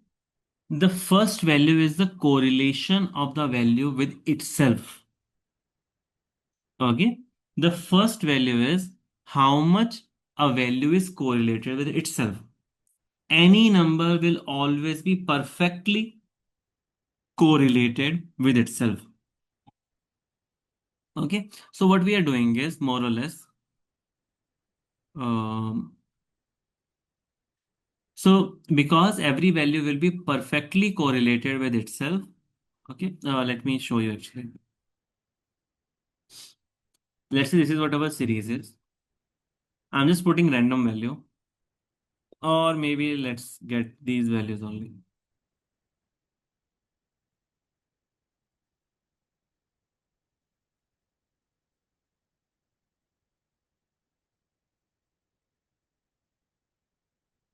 Okay. If I use the exact same and calculate a correlation between the two, what is going to be the correlation? One. One, right?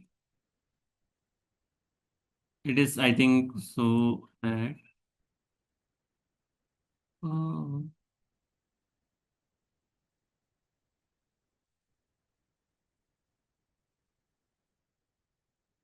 I think it's perfectly correlated. That's why it is giving you. Okay, now it is one. Yes, it is one. Right? Now, the next thing that we are doing is that we are finding the correlation between a offset. Offset means that I will take a previous value here. Now the correlation value will be different.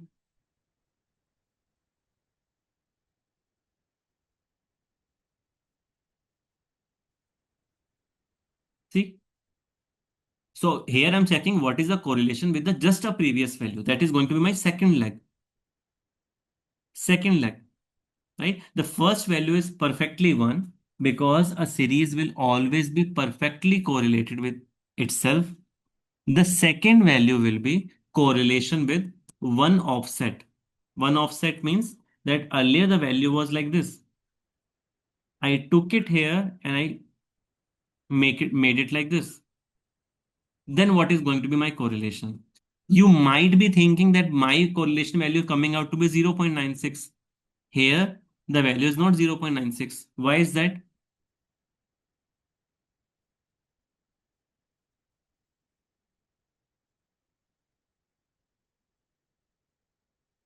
It is because this autocorrelation plot is not for this data set. It is for this data set.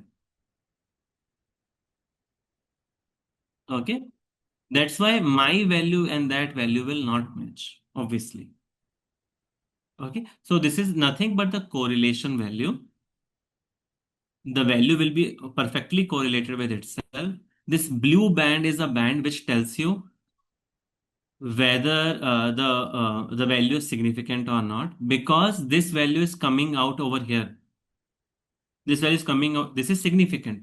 So it means that the value of Q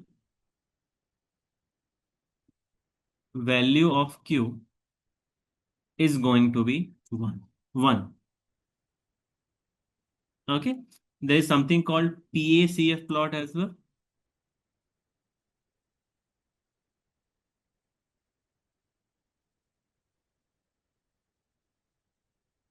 What it was, I think it was PACF, if I'm not wrong. Yeah. So here we are calculating the value of P. Okay. So this will be giving me what is going to be the value of PACF. Right. Now here we see that one value is coming out to be outside here. And because the other value is immediately dropping, that means that the value of P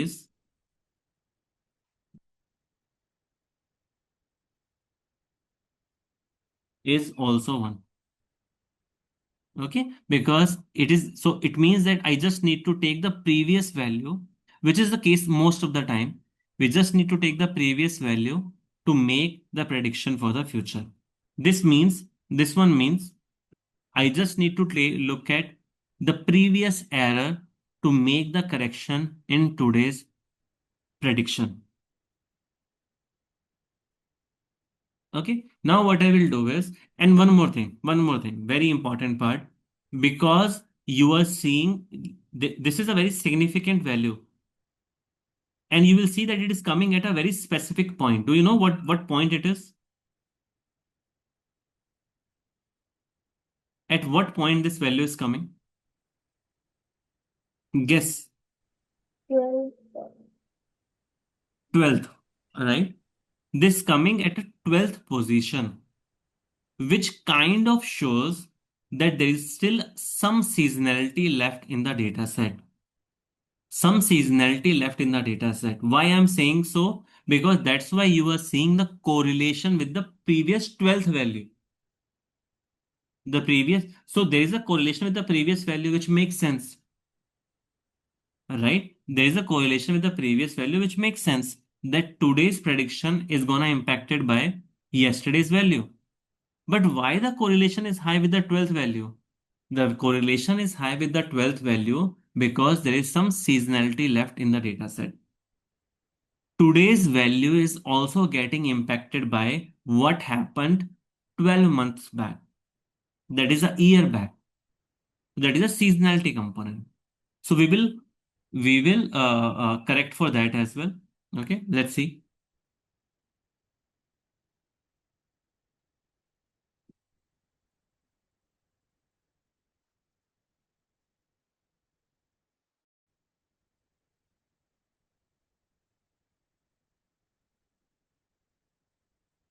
If there is only any warnings or something, it will get filtered out.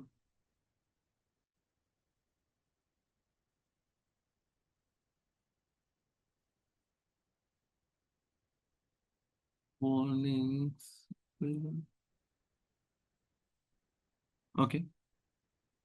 Now, what I will do is, I think I have imported Serimax before.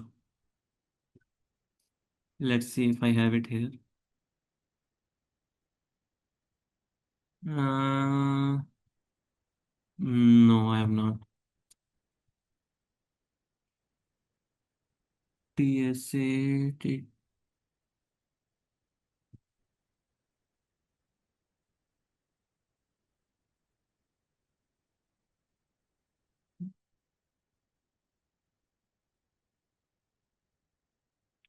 So what I will do is now I'll create the model.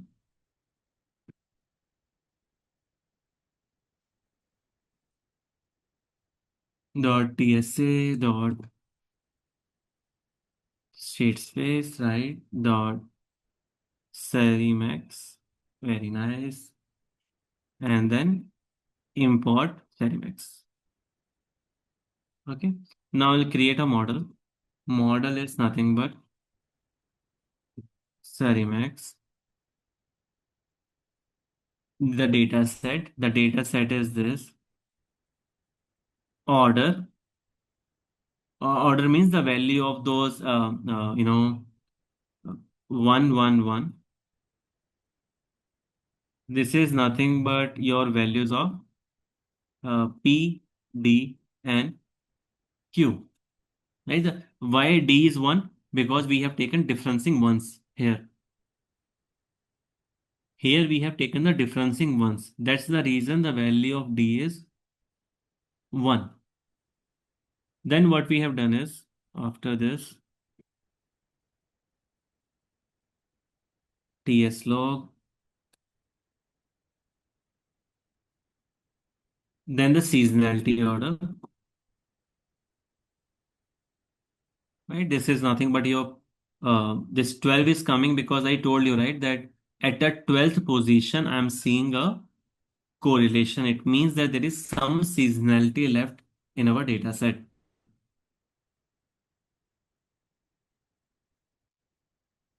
Now, this should be okay. Although these things are not needed for us, we have already ensured stationarity, but let's see how it will come without this.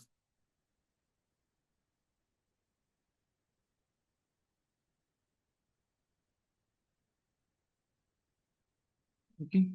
Now, what I'm going to do is, let me just think.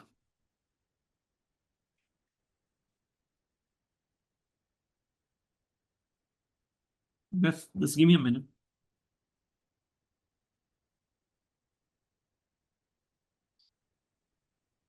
Let's plot our prediction. Let's start from there. Let's see what is happening. Prediction log equal to, we are going to take the results from which get prediction.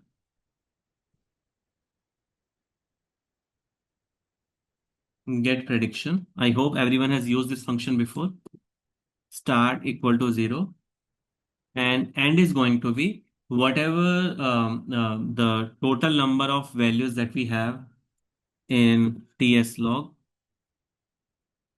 that minus 1, then predicted values, predicted log, it mean, yes, okay, import, okay, we have already imported numpy, right? Not needed. The actual value is nothing but, oh, very nice. NP exponential of log. See, why we are taking exponential of log? Do we know? Why do you take exponential of log? To get the actual values. Reverting To it. get the yes, to revert it, right? The predicted value is nothing but this, whatever the mean came last time. I'm just going to take the log of it, sorry, exponential of it. Now, plt dot plot. I will plot the actual value. We will give it a label. Oh, very nice. I like this prediction. Actual label equal to actual. Line width 2. PLT plot predicted. Okay. Fine. PLT dot legends so that we know what is what. And then PLT dot show.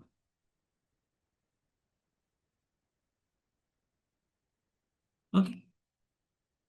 So ignore the this spike in the prediction. Sometimes it happens in the initial part because how ARIMA works is it look at the previous values and try to make the prediction. Okay, so when we have reached here, it has data only till this point.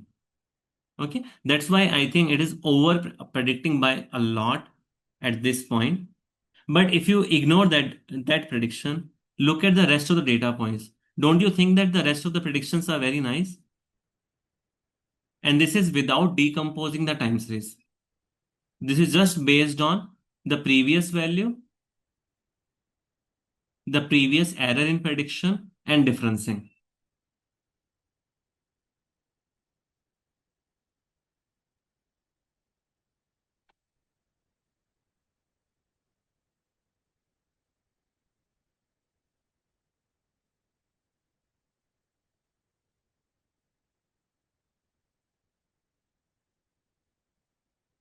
Let me know if you have any question.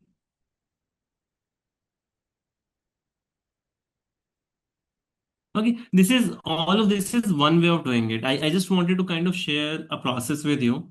There is another way of doing it. I just quickly want to discuss that as well. Let's see if we will be able to do it. There is something called auto arima. Just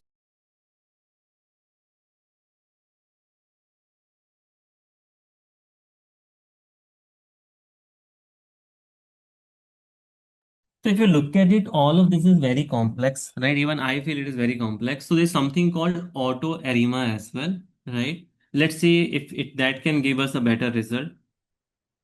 Let me delete all of this. Why I have it here? Okay. So there's something called auto arima. Let's do that. Arima model because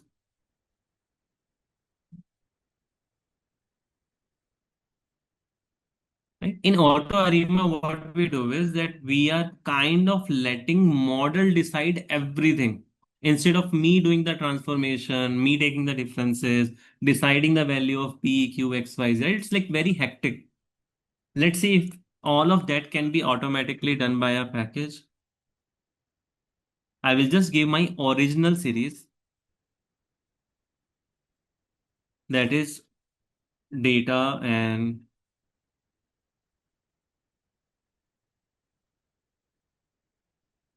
passengers. This is what my original series was, right?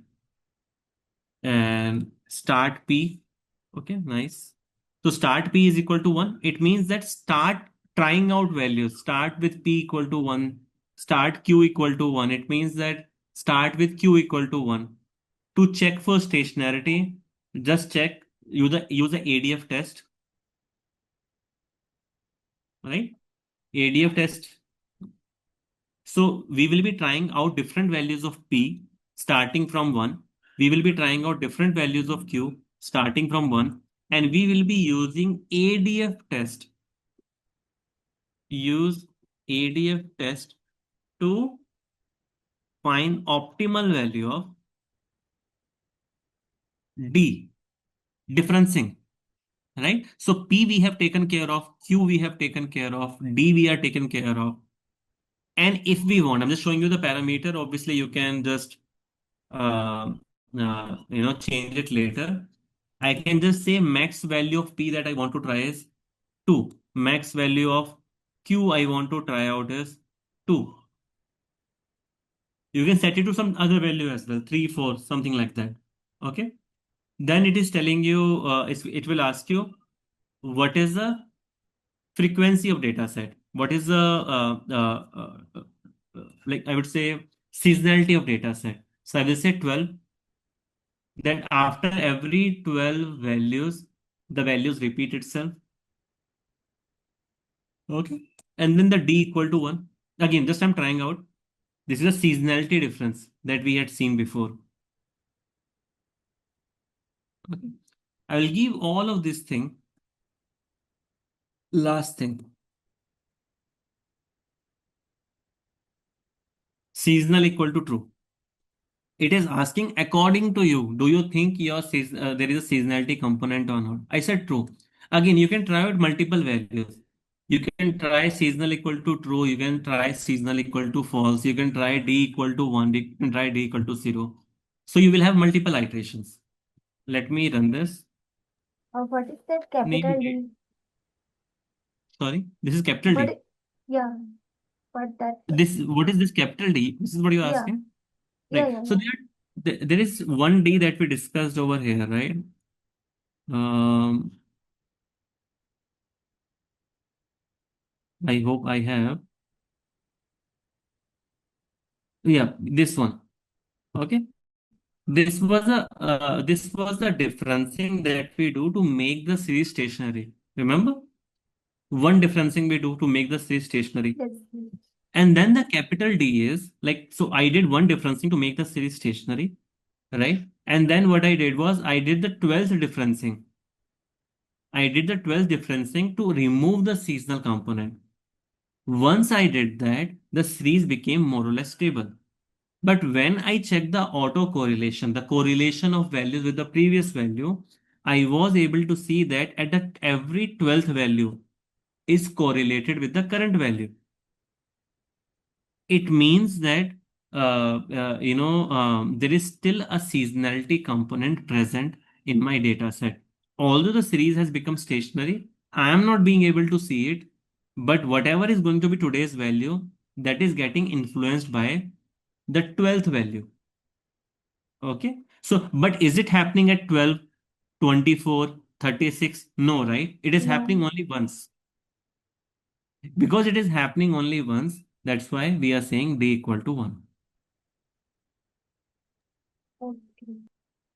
Okay. Again, as I said, this is auto arima. It means that we are trying out values. So it means that, you can try d equal to 1, you can try d equal to 0 as well, and so on. This is our data set.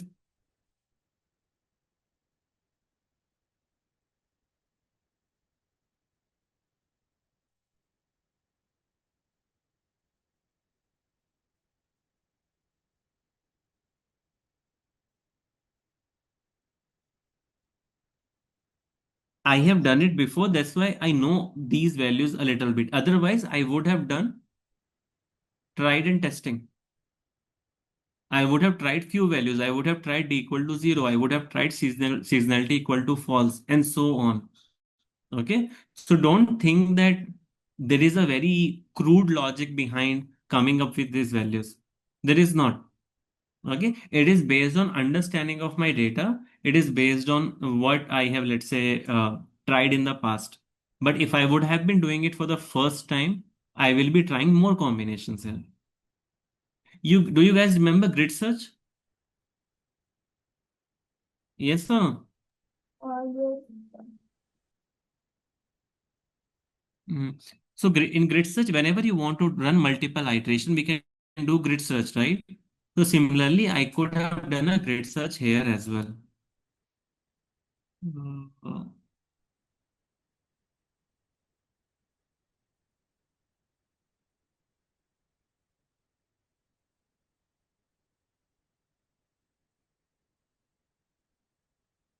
just give me a minute. Give me a minute.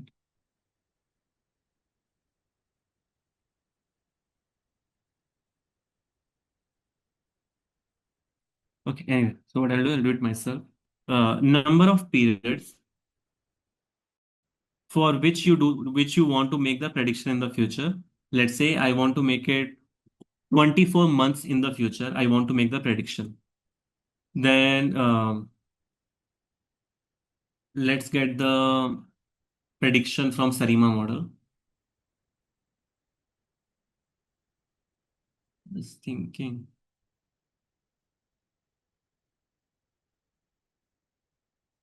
Let's get the prediction from the Sarima model. This Sarima model dot predict. I'm gonna make n periods. For how many periods in the future I want to make the prediction? The answer is 12. Return confidence interval. Answer is true. I will tell you later what the confidence interval here is. When you will see the plot, it will become easy. And I'm gonna fit this value in the fitted value. Fitted value is nothing but your predicted value. And another variable I'm going to use is confidence interval. Okay. Now,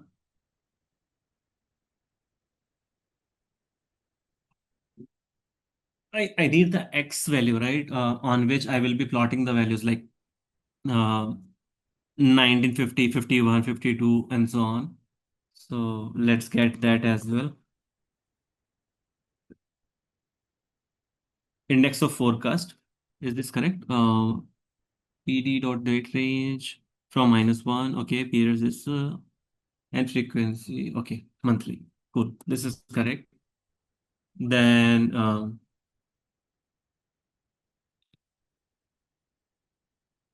repeated series. PD dot series. I'm gonna very nice, right? So I'm gonna create a series which is nothing but our prediction, and now I'm gonna plot it. Let's say plot the original data set,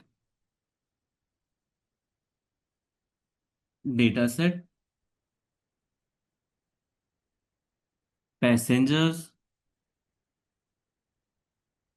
color equal to blue. We used blue last time, right? For the original value. So blue, what did we use? Yes, blue we used. So blue,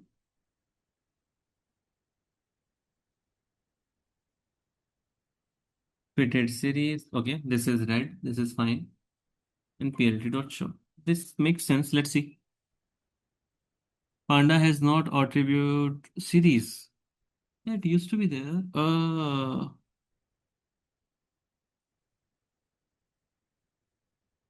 Module object is not callable. Yeah. Why so? Just 1 minute. Let me think. Does anyone know why there is a error here? Can you see? Maybe it is PLOT, PLT dot PLOT. Oh, okay, okay, okay. Right, right. Thank you, thank you, thank you. Okay, I'm being able to get this, but not the prediction. This doesn't make any sense. Just 1 minute. Just 1 minute. I'm just thinking. I have taken the period. I have taken the confidence interval, Sarima model I'm using. I'm predicting for n period, okay, 24, first of all. Return confidence interval equal to true, okay.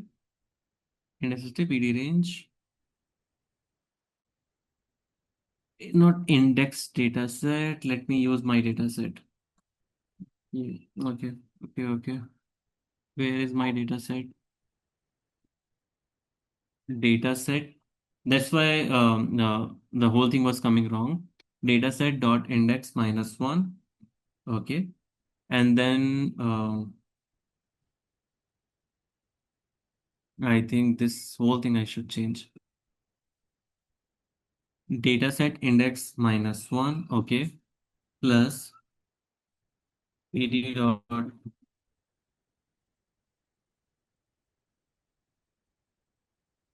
PD dot date offset, I believe, offset, and I'm just creating an index. I'll just show you later. Month period equal to 24. Let's see. Okay, not still not done. What happened? Index -1 plus PD that offset equal to months equal to 1. Okay, comma periods equal to, yeah, this is correct. Okay, just give me a minute. Let me use ChatGPT to get what is wrong in this, given that we have very less time.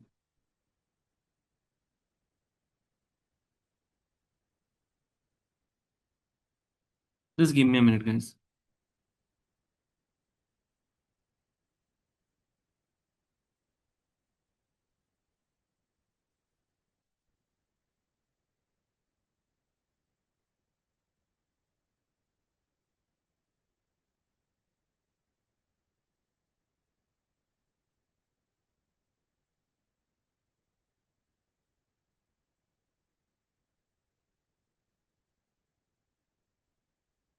Give me a minute.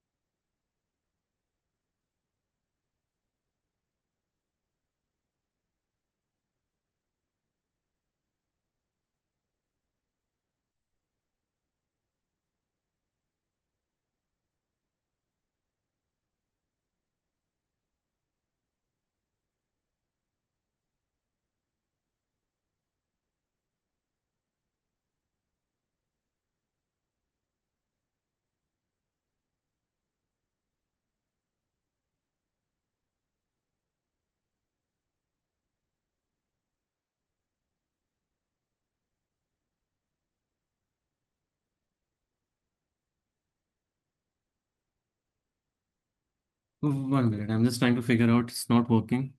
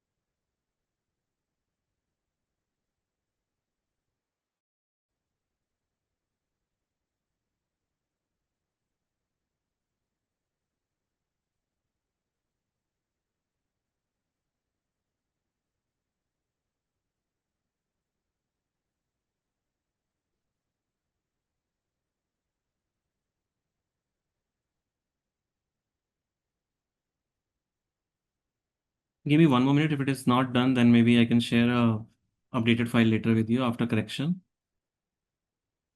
I'll just show you the chart, how it looks like from the previous class.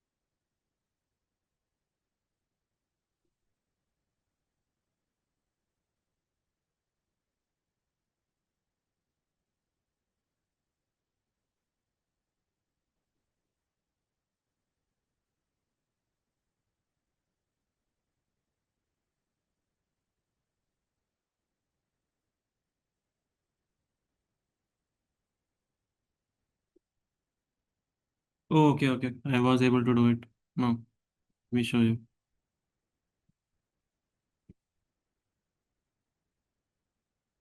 Okay, so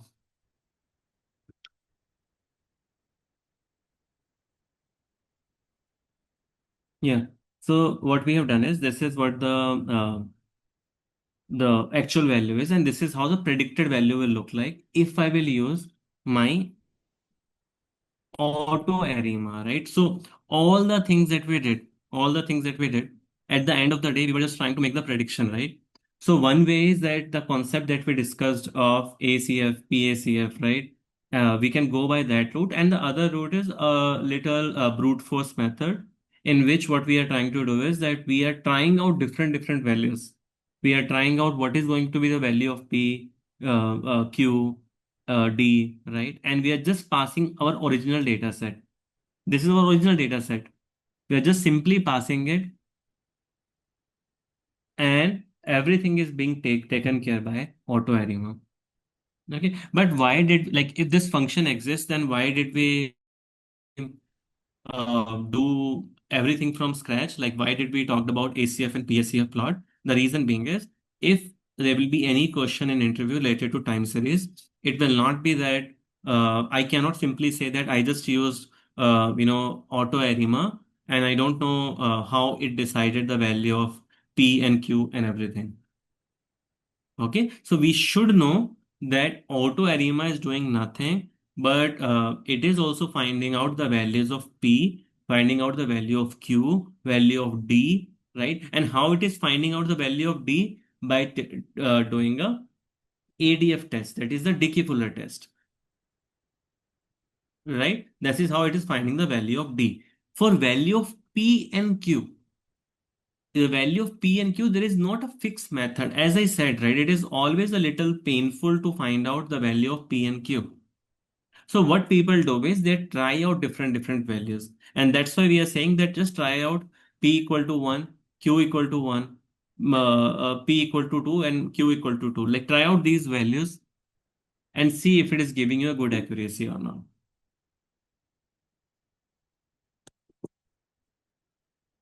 Okay, but concept wise, ARIMA is nothing but autoregressive integrated moving average model, where autoregressive means that today's prediction will depend upon my previous prediction. Integrated means I can difference the series to make it stationary.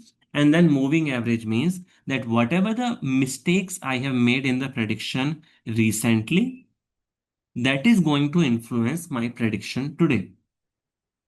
Okay, how many previous values I should consider for today's prediction, or how many mistakes I should consider, that will depend upon the order of P and Q.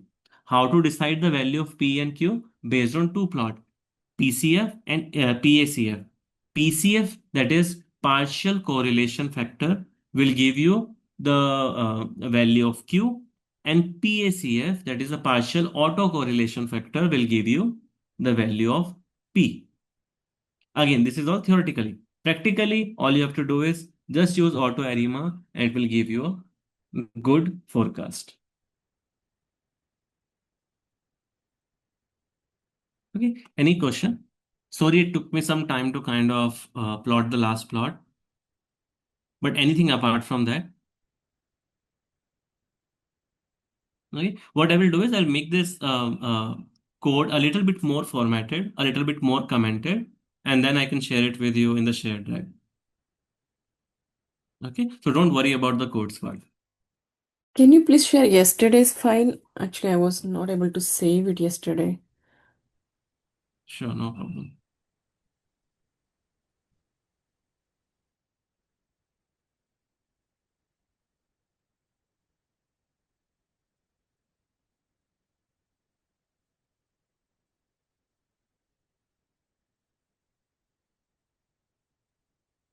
Yeah, sure. Yeah, Okay, thanks. yeah, if no question, then that's all for today. Thank you. Thank you. Thank you. Thank Thank you. you.